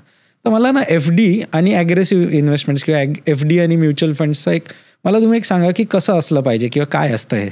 FD ना खूप जुनी, खूप पॉप्युलर आणि लोकांच्या मनात रुजलेली संकल्पना आहे. त्यामुळे ती इझिली काय बाहेर निघणार नाही. 10 ते 15 वर्षांपूर्वीपर्यंत FDची संकल्पना खरंच चांगली होती. कारण तुमची महागाई, इन्फ्लेशन आणि FD ह्याच्यात रेटमध्ये डिफरन्स होता. जर तुमचा बँक FD तुम्हाला 9.5-10% देत होती, तर महागाई तुमची 5% 6% होती आणि तो चांगला रेट होता. त्यामुळे त्या काळात लोकांनी म्युच्युअल फंड मार्केट अशा इन्व्हेस्टमेंटला प्राधान्य नाही दिलं किंवा लक्ष नाही दिलं जास्त. ठीक आहे, व्यवस्थित चालू आहे, कशाला ती मार्केटची रिस्क घ्या. पण आज काळ बदलला आहे. आज तुमची इन्फ्लेशन आणि FDचा इंटरेस्ट जवळपास सेम झाला आहे. म्हणजे तुम्हाला असं वाटत असेल की माझ्या मुलीच्या शिक्षणाच्या वेळेस जर मला 20 लाख रुपये लागणार आहेत, मी आज 20 लाखाचे FD करून ठेवतो, तर तिथे जाऊन ते मिळतील तुम्हाला 20 लाख, पण त्या इन्फ्लेशनमुळे त्या 20 लाखाचं एज्युकेशन झालं आहे तुमचं 35-40 लाख, पण तुम्हाला मिळणार आहेत 20च लाख. त्यामुळे आज तो प्रोडक्ट सुटेबल नाही आहे ऑनेस्टली. आणि प्लस आपण त्याच्यावरचा टॅक्स कन्सिडर करत नाही. 15G 15H किती दिवस चालणार? तुमचं आधार कार्ड, तुमचं पॅन कार्ड बँकेत प्रत्येक अकाउंटला लिंक झालं, इन्कम टॅक्स डिपार्टमेंटला एका क्लिकवर कळतंय तुमचं ॲक्च्युअल इन्कम किती आहे, इंटरेस्ट इन्कम किती आहे आणि डिक्लेअर्ड इन्कम किती आहे. हे किती काळ चालणार अजून? तुम्हाला जर कमी वेळेत मोठे रिटर्न जनरेट करायचे तर तुम्हाला मार्केटवाली इन्व्हेस्टमेंट करणंच जरुरी आहे. मार्केटमध्ये safest investment is mutual fund. त्याच्यातही सेफ म्हणजे SIP. हे दर महिन्याला पैसे जाणार आहेत, ॲव्हरेजिंग होत राहणार आहे. अजूनही लोक एज्युकेशन प्लॅनिंगला इम्पॉर्टन्स देत नाहीत. कारण का, जस्ट एक इमॅजिन करून बघ, तुझ्या मुलीने तुला एक चांगलं मार्कशीट आणून दाखवलं की 90% पडलेत, पण 2% माझं ह्या कॉलेजचं ॲडमिशन गेलं आणि आता तिथे पैसे भरायला 40 लाख रुपये लागणार आहेत. जगातलं कुठला बाप नाही बोलेल? कुठली आई बोलेल की नाही आपल्याकडे नाही, तू त्याच्यापेक्षा हे छोटं कॉलेज बघ? नाही, आपण प्रयत्न करणार. प्रत्येक आई बाप जीवाचा आटापिटा करून, घर गहाण ठेवून, दागिने ठेवून, लोन काढून तिला बाबा तू जा.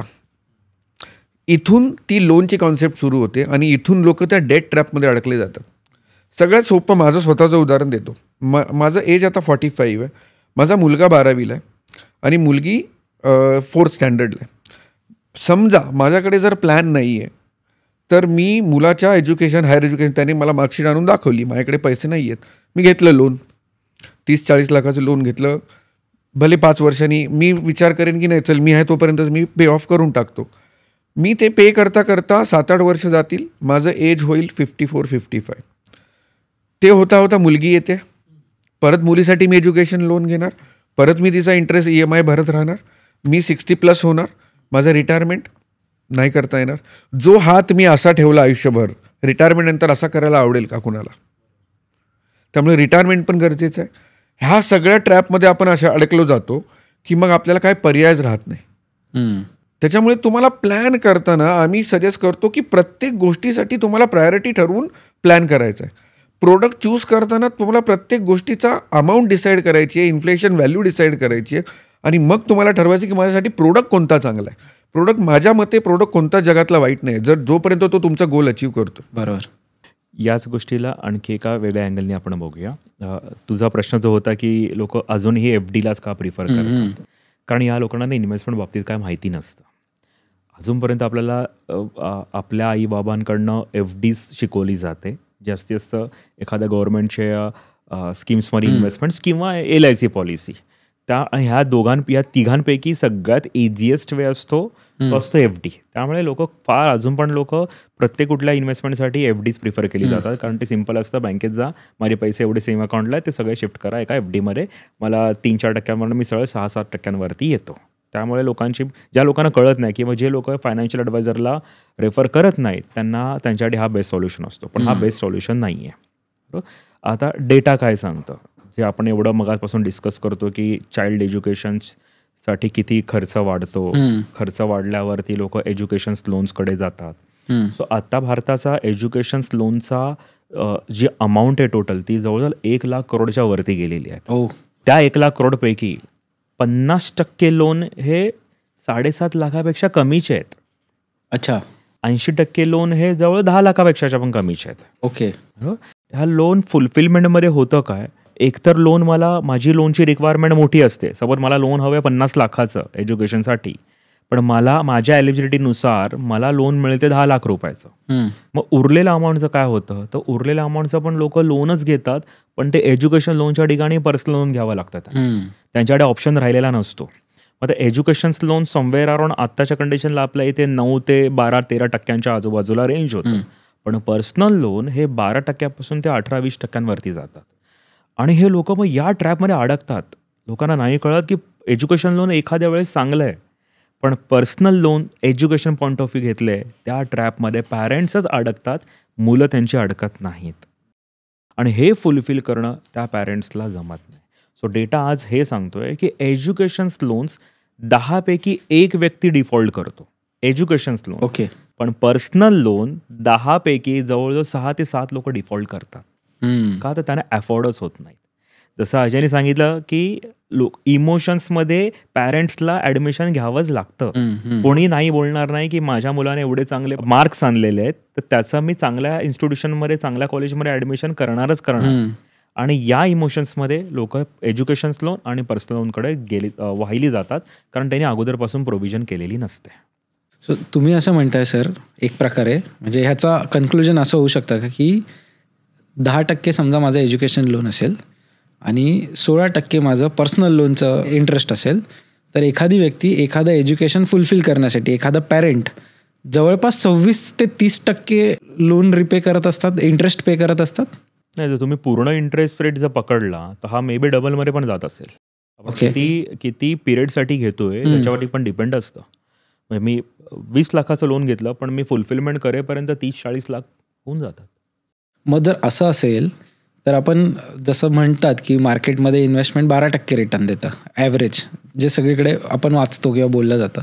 मग असं तर आपण कुठलंच फायनान्शियल गोल अचीवच करू शकणार नाही, कारण आपल्याला इन्व्हेस्टमेंटमधून येणारे रिटर्नच 12% आहेत. आणि जर 30-40% जर आपण व्याजच देत असू. ह्याच्यात होतंय काय ना, एज्युकेशनचं इन्फ्लेशननं खूप मोठा रोल प्ले करते. आता डाटा पॉईंटबद्दलच बोलायचं झालं ना, तर अगोदरच्या काळात तुमचं ग्रॅज्युएशनपर्यंतचा खर्च वर्षाचा हार्डली 30-40-50 हजार रुपये, 20-30-40 हजार रुपये व्हायचा. आत्ता तो खर्च 15 ते 20 लाखाच्या घरात गेला आहे. पूर्ण एक 10वी-12वी पर्यंतचा कोर्स, तर तुमचा तो खर्च 15 ते 20 लाखांच्या घरात गेला आहे. इथून पुढे तुम्हाला स्ट्रीम डिसाईड करायची आहे. इंजिनिअरिंगची आजची कॉस्ट कमीत कमी 40 लाखाच्या घरात गेली आहे. 40 ते 50 लाख 60 लाख रुपये 4 वर्षांच्या कोर्सचे लागत आहेत आजच्या डेटला. हीच जर मेडिकलची बघितली तर ती 50 ते 80 लाखाचं ॲडमिशन आणि वर्षाची फी 4 वर्षांच्या कोर्सची. ह्याच्या व्यतिरिक्त तुमचे क्लासेस, हॉस्टेल, ह्या गोष्टींचे खर्च आहेत. MBA एका चांगल्या इन्स्टिट्यूटमधून जर मला MBA करायचं आहे तर त्याची कॉस्टिंग 35 ते 50 लाखांच्या घरात जाते. फुल टाईम चांगल्या एखाद्या इन्स्टिट्यूटमधून MBA.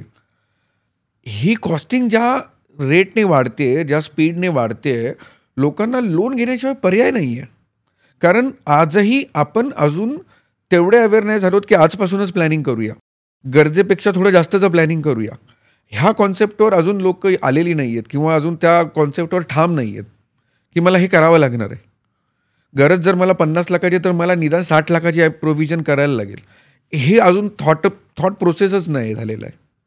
हे जस्ट एक रेफरन्स म्हणून एखादा एक्झाम्पल द्याल का की मला जर 50-60 लाख रुपये येत्या 20-25 वर्षामध्ये जमा करायचे असतील तर मी कितीची गुंतवणूक आत्तापासून केली पाहिजे किंवा काय केलं पाहिजे? प्रतीक, तू उदाहरण घेतलं तुझ्या मुलीचं. 4 वर्षाची मुलगी आहे, बरोबर. तिला 15 वर्षानंतर एज्युकेशनसाठी पैसे लागणार आहेत, बरोबर. आज जर एज्युकेशन कॉस्ट जे मगाशी पण मी म्हणालो की हायर एज्युकेशनसाठी समवेअर अराउंड 30-35 लाखाच्या आजूबाजूला आहे. इन्फ्लेशनने जर मी काउंट केली तर जवळजवळ 80 लाखाच्या 75 ते 80 लाखाच्या घरात जाते. म्हणजे तुला आज 80 ते 85 लाखाची अरेंजमेंट करायला हवी आहे, बरोबर. तुझ्या हातात 15 ते 16 वर्ष आहेत.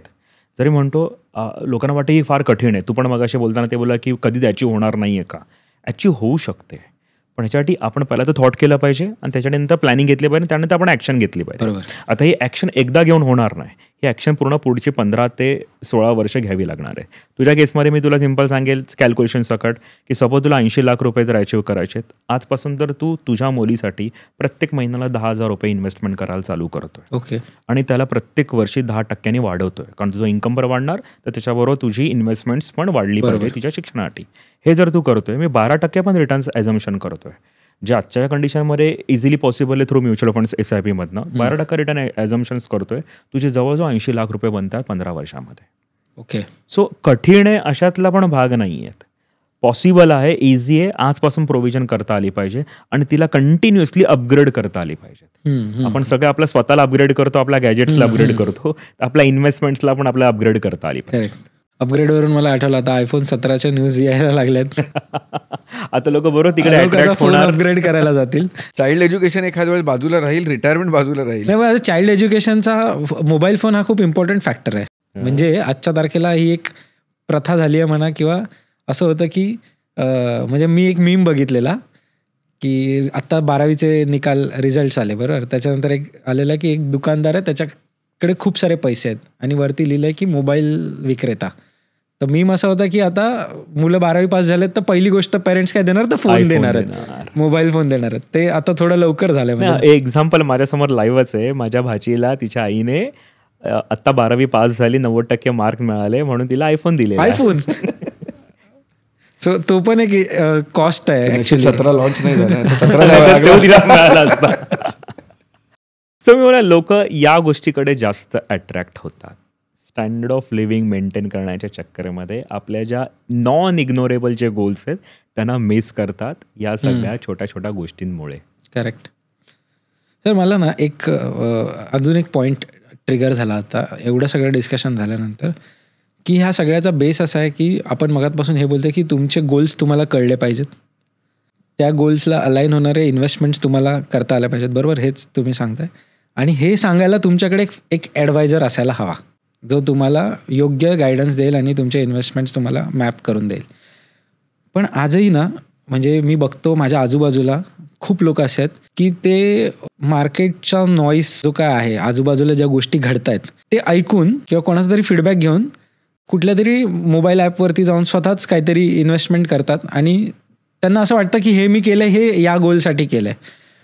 पण तुम्हाला म्हणजे त्याच्याबद्दल अजय सर तुम्ही मला सांगा की फायनान्शियल प्लॅनर म्हणून असं डायरेक्ट एखाद्या माणसाने इन्व्हेस्टमेंट करणं, ती इन्व्हेस्टमेंट टिकते का? म्युच्युअल फंड सही आहे, हे कॅम्पेन खूप सक्सेसफुल झालं, खूप लोकांचा ओढा वाढला. कोविडमध्ये लोक घरी बसली होती, लोकांनी ऑनलाईन घरी बसून ऑनलाईन KYC केल्या, बऱ्याच ऑनलाईन अकाउंट ओपन केले, इन्व्हेस्टमेंट करायला सुरू केल्या. पण आज किती टक्के लोकांना खरंच माहिती आहे की मी जो शेअर्स घेतला आहे किंवा जी म्युच्युअल फंडची स्कीम घेतली आहे ती अगदी बरोबर आहे, अगदी योग्य आहे? शेअर्समध्ये खूप जास्त स्टडी करायला लागतो. हे आत्ता काय झाले ना, ग्लॅमर झालं आहे. माझ्या ऑफिसमध्ये माझा कलिग दरवेळी बोलताना अरे हा स्टॉक मी एवढ्याला घेतला, एवढ्याला विकला, आजच्या दिवसात मी एवढे कमवले, हे ऐकून मला असं वाटतं तो दिवसाला 10,000 करतो ना, आपण 500,000 रुपयांनी करूया. आपल्याला असं वाटतंय की आपण प्रोडक्ट चालू केलं, इन्व्हेस्टमेंट सुरू केली, बट आपण कुठेच नाही पोचणार आहे, कारण तिथे प्रॉफिट होणार आहे की लॉस आपल्याला माहिती नाही आहे. माझ्या मित्राला, माझ्या कलिगला, माझ्या सिनियरला प्रॉफिट झाला म्हणून मला पण होईल ह्याची काही खात्री नाही आहे. दुसरं, मी एखादी म्युच्युअल फंडची स्कीम सिलेक्ट केली ऑनलाईन. कशी सिलेक्ट केली? गुगल करून. तू काय करशील समजा तुला जर नॉलेज नाही आहे, तू काय करणार? मी हे केलंय ऑलरेडी, म्हणजे ही चूक म्हणू शकतो. तू काय करणार? गुगलला साधा प्रश्न विचारणार आणि त्याच्यात ना काही ॲप्समध्ये ना ते दाखवतं की गेल्या 1-2 वर्षामध्ये 3 वर्षामध्ये बेस्ट रिटर्न्स बघूनच लोक इन्व्हेस्टमेंट करतात, ते मोठे दिसतात. हो. गुगल आणि हे ॲप्लिकेशन काय दाखवणार? ज्या फंडने गेल्या 1-2 वर्षामध्ये जास्त रिटर्न्स दिलेले आहेत तेच फंडवरती दाखवणार. नाही, माझा मुद्दा वेगळा आहे. माझा मुद्दा असा आहे, तुम्ही गुगलला काय विचारणार जे तुम्हाला माहिती आहे? Is the best fund. Which are the best 5 funds today? गुगलला तुम्ही असा प्रश्न विचारा, which 5 funds will perform better in next 10 years? याचं उत्तर नाही मिळणार आहे.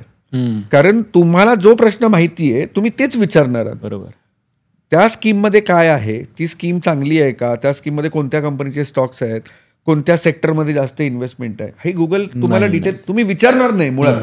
गुगल कदाचित सांगेल पण तुम्ही विचारू नाही शकणार.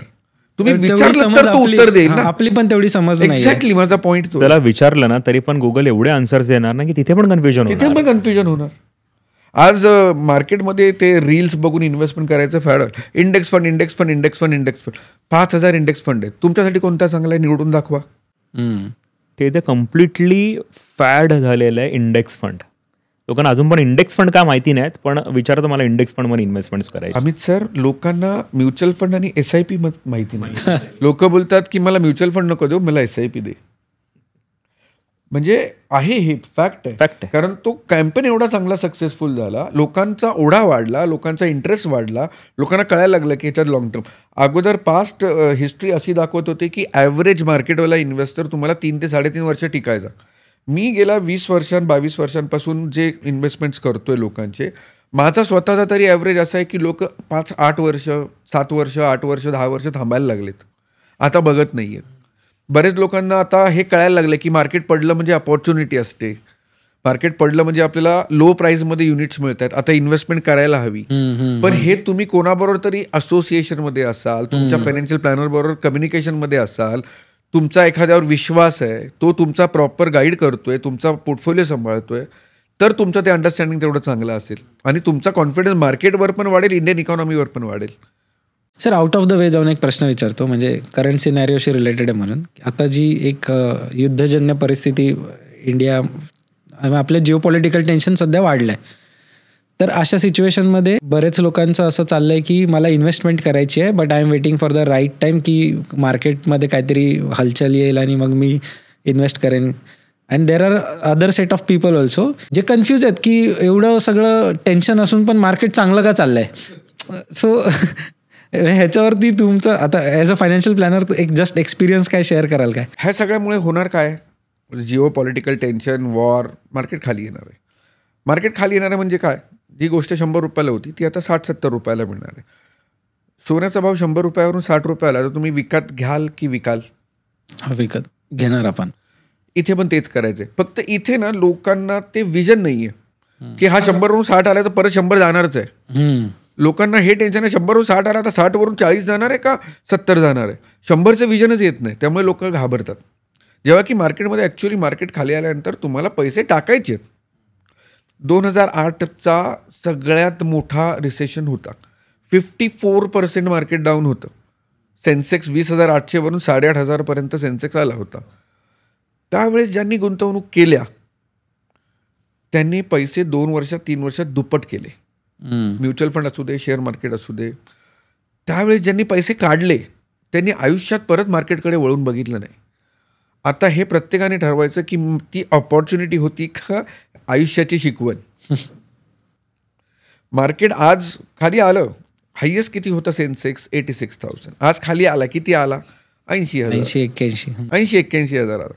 कोविडमधलं एक सगळ्यात चांगलं एक्झाम्पल सांगतो. माझे एक क्लायंट आहेत आणि त्यांनी मला सांगितलं होतं, अजय आपल्याकडे पैसे आहेत, आपल्याला इन्व्हेस्ट करायचे आहेत, पण जरा मार्केट खाली येऊ दे. कोविडमध्ये मार्केटने उलट ट्रेंड खूप कमी दाखवला, तो रोज खालीच येत होता. एका पॉईंटला मी त्यांना सांगितलं की सर मी माझी इन्व्हेस्टमेंट केली. ते म्हणतात नाही अजय अजून थोडं खाली येईल. मी दरवेळी त्यांना सांगायचो, त्यांचं एकच उत्तर असायचं, नाही मला असं वाटतंय ना अजून थोडं खाली येईल. मी 26,000 सेन्सेक्सला माझी इन्व्हेस्टमेंट केली. हायेस्ट 42,000 सेन्सेक्स होता, 26,000 सेन्सेक्सला मी माझी इन्व्हेस्टमेंट केली. ते असं म्हणताना तो मार्केटने युटर्न घेतला आणि त्यांनी त्यांची इन्व्हेस्टमेंट 30,000ला केली. आजही ते मला वाक्य बोलतात की अजय मार्केट अपॉर्च्युनिटी देत होतं, अकाउंटला पैसे होते, तू सांगत होता, पण मला असं वाटत होतं की अजून खाली येईल. त्यांनी दुसरी इन्व्हेस्टमेंट केली 32,000 सेन्सेक्सला. मार्केट खाली येणारच आहे, पण ज्या वेळेस मार्केट खाली आले तो नवीन पीक बनवतो. हा आत्तापर्यंतचा पास्ट रेकॉर्ड आहे. म्हणजे ह्याच केसची पॉझिटिव्ह साईड अशी आहे की ही invested at 32 when Sensex was 32,000 which is now 80,000. म्हणजे जरी त्यांना त्यावेळी वाटलं असेल मी थोडा डिले झालोय तरी इट इज आता त्याच क्लायंटचा पोर्टफोलिओ 32,000 सेन्सेक्सला केलेली इन्व्हेस्टमेंट 86,000ला मोठी दिसत होती. करेक्ट. आज मार्केट खाली आल्यामुळे ती मोठीची थोडीशी कमी झाली. करेक्ट. तुम्हाला लॉस झालाय का? नाही.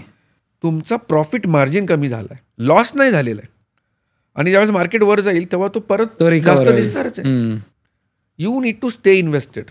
म्हणून आम्ही सांगतो गोल बेस्ड फायनान्शियल प्लॅन करा. सर हे गोल बेसवरून ना मला परत तुम्हालाच हे विचारायचं आहे की मगाशी तुम्ही एक एक्झाम्पल दिलं की तुम्हाला 2 मुलं आहेत, एक 12वीला आहे आणि एक 4th स्टँडर्डला आहे. तर तुम्ही तुमच्या मुलांचं फायनान्शियल प्लॅनिंग केलं आहे का? म्हणजे चाइल्ड एज्युकेशनच्या पॉईंट ऑफ व्ह्यूने तुम्ही फायनान्शियल प्लॅनिंग केलं आहे का आणि ते कसं केलं आहे? गुड क्वेश्चन प्रतीक. मी माझा ॲक्च्युअल फायनान्शियल प्लॅन मी शेअर करतो. मी माझा फायनान्शियल प्लॅन बनवताना मॅक्सिमम गोष्टी कव्हर केल्यात. म्हणजे मी माझं स्वतःचं रिटायरमेंटसुद्धा कव्हर केलं आहे, मुलाचं एज्युकेशन, हायर एज्युकेशन, लग्नसुद्धा कव्हर केलं आहे. मुलीचंच नाही तर मुलाचं पण मी लग्न कव्हर केलं आहे. जनरली आपल्याकडे ट्रेंड आहे, मुलगी म्हटली का आपण लग्नाचं प्लॅनिंग करायला पाहिजे. पण मुलाच्या लग्नात पैसे लागत नाहीत का? तेवढेच पैसे लागणार आहेत. हुंडा घ्यायची द्यायची पद्धत संपली, पण खर्च तर लागतोच आहे की. त्यामुळे मी त्या गोष्टी कव्हर केल्यात. माझं रिटायरमेंट कव्हर केलं आहे, माझं होम लोन कव्हर केलं आहे, माझे इंटरनॅशनल टूर्स पण मी कव्हर केल्यात. तुम्ही प्रत्येक गोष्टीसाठी एक सर्टन अमाऊंटची इन्व्हेस्टमेंट. कॉम्प्रिहेन्सिव्ह फायनान्शियल प्लॅनिंग त्यालाच म्हणतात. तुमच्या आयुष्यात येणाऱ्या प्रत्येक गोष्टीला तुम्ही कसं प्लॅन करता आणि तुम्ही रेडी राहता. See, life will never go as per your plan, but you are ready with the amount. Then the choice is yours. तुम्ही काय करायचं त्या पैसे तुम्ही ठरवणार आहात. तुम्ही आतापर्यंत जे 2000 लोकांच्या आसपास क्लायंट बेस आहे तुमचा, त्याच्यातलं बऱ्यापैकी सगळ्यांचंच प्लॅनिंग करताना गोल बेस प्लॅनिंग करूनच इन्व्हेस्टमेंट 70-80% लोकांना आम्ही फायनान्शियल प्लॅन बनवूनच and they are successfully. Yes, everybody is happy. See, आम्ही त्यांना इंडिपेंडंट बनवलंय. करेक्ट. आम्ही त्यांना हे सांगतो की तुम्ही डिपेंडंट नका राहू, माझ्यावर पण नका राहू. मी तुमचा फायनान्शियल प्लॅनर आहे, पण उद्या समजा मीच नाही राहिलो तर तुम्ही कोणावर डिपेंडंट नाही राहिलं पाहिजे. मी त्यांना दाखवून दिलंय. मी त्यांचं गोल बेस्ड प्लॅन बनवलाय. फंड बाजार म्हणून एक ॲप्लिकेशन वापरतो आम्ही. त्याच्यावर त्यांचं कॉम्प्रिहेन्सिव्ह फायनान्शियल प्लॅन बनवून गोल मॅपिंग करून ठेवलेलं आहे. Every time you open the app तुम्हाला कळतं की मी आज किती % अचिव्हमेंट केली. अच्छा, okay. So you can see the achievement also की मी माझ्या मुलाचं एज्युकेशन प्लॅन केलंय तर मला त्याच्यावर पर्सेंटेज कळणार आहेत की मी आज 68% पर्यंत पोहोचलोय, मला अजून 32% बाकी आहे. Very nice. माझं रिटायरमेंट प्लॅनिंगसाठी मी एवढाचा प्लॅन केला होता कॉर्पस, मला एवढं मंथली इन्कम मी प्लॅन केला होता. मी आज 48% आहे, 52% बाकी आहे. त्या रिटायरमेंट प्लॅनिंगमध्ये आम्ही तुमचा PF पण पकडतो, ओके, तुमच्या NPS पण पकडतो, तुमचा PPF अकाउंट पण पकडतो. सगळ्या गोष्टी पकडता येतात. तुमची तयारी असली पाहिजे प्लॅन करायची. राईट. नाही, it is very nice. Because मग तो एक पॉझिटिव्ह ॲस्पेक्ट पण येतो ना की माझं 60% अचीव झालं आहे, सो आता मी आणखीन कन्सिस्टंट राहिलं पाहिजे कारण आता 40%च बाकी राहिलं आहे वगैरे. सो प्रत्येक कुठलीही इन्व्हेस्टमेंट करताना ना हे गोल असलंच पाहिजे. म्हणजे आपल्या पैशाचा लास्ट डेस्टिनेशन काय आहे या पैशाला माहिती पाहिजे. बरोबर. आपण कुठेही जाताना आपण ठरवतो ना कुठे जायचं आपल्याला, आणि त्याच्यानुसार आपण गाडी आणि व्हेकल्स घेतो. सेम आपल्या पैशांच्या बाबतीत पण तसंच झालं पाहिजेत. ते भटकले नाही पाहिजेत की इकडे टाकले पैसे तिकडे टाकले मग इकडे टाकून बघू काय होऊ. ते भटकत राहणार आणि डेस्टिनेशनवरती पोहोचणार नाही. सो एंड डेस्टिनेशन जर क्लिअर असेल तर आजपासून ती इन्व्हेस्टमेंट स्टार्ट करायला आणि कुठली व्हेकल्स म्हणजे कुठल्या प्रोडक्टमध्ये इन्व्हेस्टमेंट करायला हे क्लिअर होऊन जातं. त्यामुळे एंड डेस्टिनेशन इम्पॉर्टंट आहे. मध्ये भले चाइल्ड प्लॅन असेल, रिटायरमेंट असेल, का घर असेल, का गाडी असेल. सर, आणि मला तुम्हाला पण अजून एक विचारायचं आहे तुम्हाला. म्हणजे मगाशी मी सरांचा एक घेतलेला करंट जिओपॉलिटिकल टेन्शन्सवरती, तर तुमचा काय याच्यावरती टेक आहे? आत्ताची करंट सिच्युएशन आहे, इंडिया पाकिस्तान वॉर आहे, त्याच्यामुळे लोक थोडे घाबरलेले आहेत. मार्केट थोडं करेक्शन होईल म्हणून लोक वाट बघतायत. करेक्शन थोडंफार 1500 पॉईंटचं ते नेहमी चालू राहते, होणारच आहेत. पण मला सांग, ह्याच्या अगोदर पण खूप साऱ्या गोष्टी झालेल्या आहेत. जसं फॉर एक्झाम्पल ह्याच्या जस्ट अगोदर झालेलं आहे की टॅरिफ वॉर झालेला होता. डोनाल्ड ट्रम्पने टॅरिफ इम्प्लिमेंट केलेले होते, त्यावेळेस पण मार्केट करेक्ट झाला होता. त्यावेळेस पण लोक बोलत होते की आणखी मार्केट करेक्ट होणार, आम्ही त्यावेळेस इन्व्हेस्टमेंट करणार. याच्या अगोदर जर थोडं आठवत असेल तर इस्रायल फिलिस्तीनमध्ये प्रॉब्लेम चालू होते, त्यावेळेस पण मार्केटचे प्रॉब्लेम चालू होते. सो आजची कंडिशन्स इंडिया पाकिस्तानमुळे कदाचित आपल्याला वाटत असेल, पण जगामध्ये कुठे ना कुठे कुठले ना कुठले वॉर्स चालूच असतात. आणि प्रत्येक वॉर्समध्ये लोकांना हेच वाटतं की वॉर चालू होणार आहेत, मार्केट आता करेक्ट होणार आहेत. मार्केट मे बी करेक्ट होत पण असेल, पण त्यावेळेस लोकांना ऑपॉर्च्युनिटी ग्रॅब करता येत नाही आणि लोक नेहमी बॉटमच्या शोधात जातात आणि बॉटमच्या शोधामध्ये कधीच कोणी इन्व्हेस्टमेंट नाही करू शकत. जसं उदाहरण अजयने आता दिलं, त्याच्या क्लायंट बाबतीत झालेलं. तो बॉटम शोधत राहिला, शेवटी त्याला वरच्या लेवलवरती इन्व्हेस्टमेंट करायला लागला. सो लोकांना एवढंच मी ॲडवाईस करेल की बॉटम्स कधी शोधू नका. जी ऑपॉर्च्युनिटी मिळाली आहे तिला ग्रॅब करा. रॅदर आपले गोल्स डिसाईड करा आणि इन्व्हेस्टमेंट स्टार्ट करा, जी पण काय मार्केट व्हॅल्युएशन असेल ती. निदान 3 ते 5 वर्ष इन्व्हेस्टेड राहा. 3 ते 5 वर्ष इन्व्हेस्टेड राहिल्यानंतर तुमचे पैसे निगेटिव्ह जायचे चान्सेस अगदी मिनिमम होऊन जातात. बरोबर. तुम्ही आता जे बोललात ना त्याच्याच पॉईंट ऑफ व्ह्यूने मला हे बोलायचं आहे की आता आपण जो विषय आपला मूळ आहे, आज आपण जे डिस्कशन करायला बसलो आहे की चाइल्ड एज्युकेशनच्या पॉईंट ऑफ व्ह्यूने लोकांनी लोन घेण्याऐवजी लोकांनी इन्व्हेस्टमेंट्स केल्या पाहिजेत किंवा लोकांनी त्यांचं प्लॅनिंग केलं पाहिजे, फायनान्शियल प्लॅनिंग केलं पाहिजे की बाबा उद्या मुलाचं शिक्षण येणार आहे किंवा सुरू होणार आहे. तर ह्याच्याबद्दल आता आपण मला विचारायचं आहे तुम्हाला की 2-3 गोष्टी आपण कव्हर केल्या. एक म्हणजे लोक स्वतःहून इन्व्हेस्टमेंट्स करतात आणि त्यांना वाटतं की मी माझ्या गोलसाठी योग्य इन्व्हेस्टमेंट केली आहे, जी कधी कधी योग्य नसू शकते. दुसरं मला आणखीन एक असं वाटतंय, मला हे तुम्हाला विचारायचं आहे दोघांनाही की काय तुमचा टेक आहे याच्यावर. तुम्हाला खरंच असं वाटतं का लोक त्यांच्या इन्व्हेस्टमेंट कॅपॅसिटीनुसार इन्व्हेस्ट करतात? मुलाचं शिक्षण करायचं आहे पण मी खरंच तेवढं फुलफ्लेज इन्व्हेस्टमेंट करतोय का? डेटा पण हेच सांगतो आणि ऑब्झर्वेशन पण हेच सांगतो. आपल्याकडे आलेले मे बी अजय ह्याच्यात एकदम थोडं चांगल्या पद्धतीने सांगू शकतील, कारण सगळीच लोक तर नाहीच करत, फार कमी पर्सेंटेज आहेत. कदाचित ते सिंगल डिजिट असू शकतील किंवा 10-15% लोक असे आहेत जे प्रत्येक गोलसाठी प्रॉपरली प्रोव्हिजन करून त्याच्यावरती ॲक्शन्स घेत असतात, इम्प्लिमेंटेशन्स करत असतात. सगळेजण नाही करत. मी एक नॉर्मल एक व्यक्तीची, एक नॉर्मल ले पर्सनची ना लाईफ सायकल सांगतो. काय एज्युकेशन्स होतं, जॉबला लागतात, लग्न होतं, या पिरियडमध्ये खूप साऱ्या गोष्टी अट्रॅक्ट होतात. सो त्यावेळेस ना खर्च करण्याची सवय एक चांगल्या पद्धतीने लागलेली असते. इन्फ्लेशन तर वेगळं आहे, ते तर सगळ्यांसाठी ॲप्लिकेबल आहे, पण या पिरियडमध्ये स्टँडर्ड ऑफ लिव्हिंगवरती लोक खूप वाहिली जातात. EMI ची भीती नाही वाटत, काही नाही वाटत, कारण त्यावेळेस फ्युचर तेवढं दिसत नसतं ना, माहिती नसतं की ती काय पुढे येणार आहेत. तर ह्या पिरियड असतो लग्नाच्या अगोदरचा किंवा नंतरचा, ह्याच्यामध्ये लोक खूप ठिकाणी अट्रॅक्ट होतात. ह्याच्यात तिथे लोक सेव्हिंग नाही करत. म्हणजे एक वर्ग असा आहे तो मी सांगतो की तिथे लोक इन्व्हेस्टमेंट्स किंवा सेव्हिंग्स ह्याच्यावरती तेवढा इम्पॉर्टन्स देत नाहीत.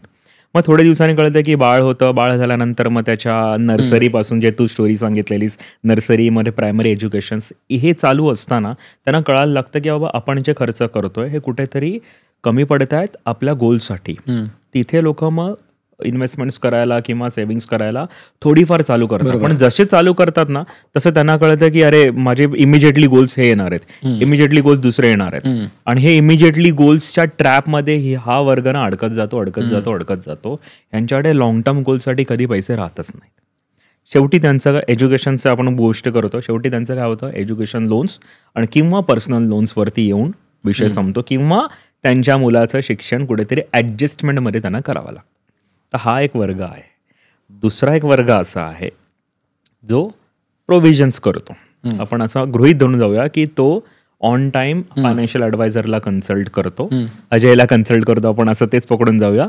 कन्सल्ट केल्यावरती प्रॉपरली सगळ्या गोलसाठी फायनान्शियल प्लॅनिंग सुरू करतो, त्याच्यावरती इम्प्लिमेंटेशन चालू करतो. असं पण नाही झालं पाहिजे आणि असंही नाही होत की प्रेझेन्स कुठेतरी सॅक्रिफाईस केला जातो. खूप लोकांना असं वाटतं की माझ्या लॉंग टर्म गोलसाठी मी फ्युचरसाठी माझा प्रेझेन्स सॅक्रिफाईस करतो, तर प्रेझेन्स सॅक्रिफाईस नाही होत. हां, कुठेतरी मी बोलेल की अननेसेसरी किंवा अनवॉन्टेड जे गोल्स असतात किंवा जे एक्सपेन्सेस असतात ते कुठेतरी कमी होतात, कर्टल्स होतात. ते होऊन आपल्या long term goal, mid term गोलसाठी प्रोव्हिजन्स केली जाते आणि त्यांचे गोल फुलफिलमेंट्स ऑन टाइम किंवा 80-90% होतात. अच्छा, बरोबर. आपण मधला पण भाग बघितला, मधला वर्ग पण बघितला की जो प्रोव्हिजन पण करतो आणि त्याचे सपोज इनसफिशियंट अमाऊंट वरती येऊन लँड होतात. तिथे मी बोलेल की एज्युकेशन लोन थोड्या अमाऊंट पर्यंत आलेलं चालेल, पण ऍटलिस्ट जो पहिला वाला मी एक्झाम्पल सांगितलं ना तसं नाही झालं पाहिजे, एवढं तरी मी म्हणेल. सर, ह्यांनी जे सांगितलं आता की सेट ऑफ क्लायंट, आणि तुम्ही खरं तर खूप चांगलं लाईफ सायकल एक दाखवलं. तर एक्सपिरियन्स असा आहे ना की 70 ते 80% लोक आहेत ना कॅपॅसिटी प्रमाणे इन्व्हेस्टमेंट करत नाहीयेत. आय डोंट नो कोणत्या गोष्टीमुळे ते स्टक होतात. एवढं हे सुरू करून बघूया. आता मी एका क्लायंटचा फायनान्शियल प्लॅन बनवला.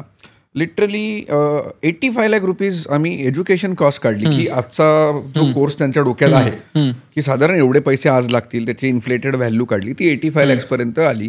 त्याला टार्गेट आम्ही केलं की एक 27-28 हजार रुपयाची SIP त्या एका गोलसाठी लागेल, पिरियड वगैरे कन्सिडर करून. पण ती सुरू करताना क्लायंट म्हणाले की नाही, आपण आता 10,000 सुरू करूया, मग बघू नंतर. कॅपॅसिटी आहे बरीच मोठी. म्हणजे जवळपास सगळे एक्सपेन्सेस जाऊन 1,70,000 1,80,000 रुपये अकाउंटला शिल्लक राहतात. घराचा EMI, मंथली एक्सपेन्सेस, टुरिंग, बाहेर फिरणं सगळं झाल्यानंतर सुद्धा. But somehow they are not convinced. त्यांना असं वाटत नाहीये की मला हे खरंच गोल अचीव्ह करायचं, एवढीच सुरू आपण इथे सुरू करू, मग नंतर वाढवता येईल ना. वाढवायचं ऑप्शन तर एनी टाइम अवेलेबल आहे, पण त्यांचं ते कन्व्हिक्शन येत नाहीये. म्हणजे कुठेतरी ते अडकले जात आहे. म्हणजे एक मला इथे ऍड करायचं आहे की तुम्ही जे म्हणालात की वाढवता येईल, तर ही फ्लेक्झिबिलिटी पण इन्व्हेस्टमेंटमध्ये आपल्याला असते की वाढवता येतं. कधी एखादी इमर्जन्सी आली तर आपल्याला एखादी इन्व्हेस्टमेंट तात्पुरती थांबवता येते. आम्ही ॲज अ फायनान्शियल प्लॅनर जेव्हा रिक्वायरमेंट डिस्कस करतो त्यावेळेस फ्लेक्झिबिलिटी पण आम्ही 100% बघतो. आता म्युच्युअल फंड SIP ला प्रायोरिटी का देतो आम्ही? कारण ह्या प्रोडक्टचा टोटल कंट्रोल तुमच्या हातात आहे. तुम्ही आज SIP सुरू करा. मी सांगितलं मगाशी एक्झाम्पल की 27-28 हजाराची SIP तुम्ही 27 सुरू करा. पुढच्या महिन्यात तुम्हाला अनकम्फर्टेबल झालं त्या 27 तुम्ही 17 करू शकताय, 7 करू शकताय, पॉज करू शकताय 3 महिन्यांसाठी. फंड बाजारवर हा खूप मोठा ॲडव्हान्टेज आहे की तुम्हाला 1-2 महिने टॅक्स जास्त कट झाला, जानेवारी फेब्रुवारी मला 2 महिने नाही भरायचे आहेत, तुम्ही ॲक्च्युअली पॉज करू शकता. तुम्ही ती SIP स्टॉप करू शकताय आणि एखाद्या महिन्यात बोनस आला तर ते कमी झालेले ऍड करू शकतो. सगळा कंट्रोल तुमच्या हातात आहे. तुम्ही कुठे अडकले जात नाही. पूर्वी इन्शुरन्स सारखे प्रोडक्ट होते, त्याच्यात लोक घाबरायचे ह्यासाठी की मला 15-20 वर्षांची कमिटमेंट करायला लागेल.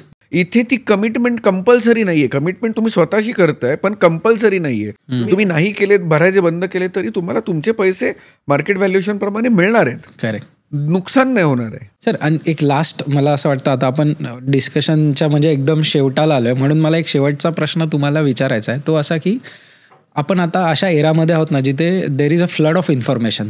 म्हणजे मी फोन चालू केला की इतकी इन्फॉर्मेशन माझ्या डोळ्यासमोर येते, बऱ्याच गोष्टी येतात. तर मला रिसेंटली असं कळलं आहे की जे आपण डिस्कस केलं, लोक इन्व्हेस्टमेंट कॅपॅसिटीनुसार इन्व्हेस्ट करत नाहीत. त्याचं एक कारण असं आहे की सतत आपल्यासमोर इक्विटी अशाच रेफरन्सेस आणि अशाच केसेस येतात. तर मला तुम्हाला हे विचारायचं आहे की डेट इन्व्हेस्टमेंटबद्दल फार कमी बोललं जातं म्युच्युअल फंड्समध्ये, तर त्याच्याबद्दल तुम्ही काय सांगू शकाल काय सगळ्यांना? पॉप्युलर जास्त SIP आहे आणि SIP मध्ये इक्विटी SIP जास्त पॉप्युलर आहे म्हणून. अदरवाईज डेट SIP पण करू शकतो. फक्त बघण्याचा नजरिया किंवा त्याच्या अगेन्स्टमध्ये असलेलं गोल हे आपल्याला कळलं पाहिजे की कुठल्या गोष्टीसाठी आपण डेट SIP किंवा हायब्रिड SIP बघू. आणि त्यासाठी आपल्याला अजय सरांची गरज आहे, म्हणजे फायनान्शियल प्लॅनिंगची गरज. ऑब्व्हियसली मी त्यावेळेला फायनान्शियल ॲडवायझरची सगळ्यात पहिला गरज आहे. फायनान्शियल ॲडवायझरला भेटाल तो बरोबर तुम्हाला सांगेल की बाबा डेट SIP कधी बोले, इक्विटी SIP कधी आली. पण एकदा तरी मी ब्रीफ करतो. जर माझा इन्व्हेस्टमेंट्स कालावधी 1, 2, 3 वर्षाच्या आतमधचा असेल, 1 वर्षाचा 2 वर्षाचा असेल, तर मी डेटमध्ये SIP केलेली चांगली पडते. माझी स्वतःची पण पर्सनली डेटमध्ये SIP आहे. ओके, इक्विटीमध्ये 70% 80% SIPs आहेत. 10% माझी SIP ही डेटमध्ये आहे. का आहे? कारण मला माहिती आहे मला वर्षभरामध्ये काही ना काहीतरी रिक्वायरमेंट येणार आहे. त्याच्यासाठी मी डेटमध्ये SIP करून ठेवतो. लिक्विडमध्ये SIP करून ठेवू शकता, ज्याच्यामध्ये इन्स्टंट कधी तुम्ही पैसे काढू शकता. म्हणजे आता जसं 1 वर्षांनी परत मुलीची फीस भरायची आहे तर एखादी SIP डेटमध्ये असले बरे, ती SIP इक्विटीमध्ये कधी नसली पाहिजेत. ज्यांचे ट्रॅव्हल प्लॅन्स आहेत किंवा वर्षाची फीस भरायची आहेत, माझ्याकडे असे क्लायंट पण आहेत की कार इन्शुरन्स भरायची अमाऊंट सुद्धा आम्ही मंथलीमध्ये डिवाइड करून डेट SIP चालू केलेली आहे. म्हणजे इतकं मायक्रो करू शकतो. म्हणजे तुम्हाला बर्डनच येत नाही की अरे एवढी मोठी अमाऊंट. आता माझ्याकडे मर्सिडीज उभी आहे, तिचं मला कार इन्शुरन्स 65-70,000 भरायचं आहे, तर मला ती लमसम अमाऊंट काढण्यापेक्षा महिन्याला 5-5 हजार गेले ना. ओके, तिथून एकदा रिडम्शन केलं, इथे इन्शुरन्स पे केला, best. It is very easy. Right. आपल्याला ना आपला पैसा प्रॉपर पद्धतीने मॅनेज करता आला आणि तुमच्या पैशाने तुमच्यासाठी पैसा कमवला पाहिजे. करेक्ट. म्हणजे हे मला असं वाटतं की हे फारच बेस्ट क्लोजिंग स्टेटमेंट मला मिळालं आहे अजय सरांकडून, की तुमच्या पैशाने तुमच्यासाठी पैसा कमावला पाहिजे, त्याला तो कमावता आला पाहिजे. आणि त्यासाठी तुम्हाला एका राईट फायनान्शियल प्लॅनिंगची, एका फायनान्शियल ॲडवायझरची गरज आहे. सो आजचा आपला विषय होता. तर आता आपण या विषयाच्या शेवटावरच आलो आहे, म्हणजे इट्स अ क्लोजिंग. पहिलं तर thank you so much Amit sir आणि अजय सर, तुम्ही आलात आणि तुम्ही इतके व्हॅल्युएबल इन्साइट्स आमच्यासोबत शेअर केले. म्हणजे हे definitely this insights will help 100%. ही इन्फॉर्मेशन जी आहे व्हॅल्यू ॲडिशन असणार आहे त्यांच्यासाठी. सो थँक्यू सो मच, तुमच्या दोघांचे आभार.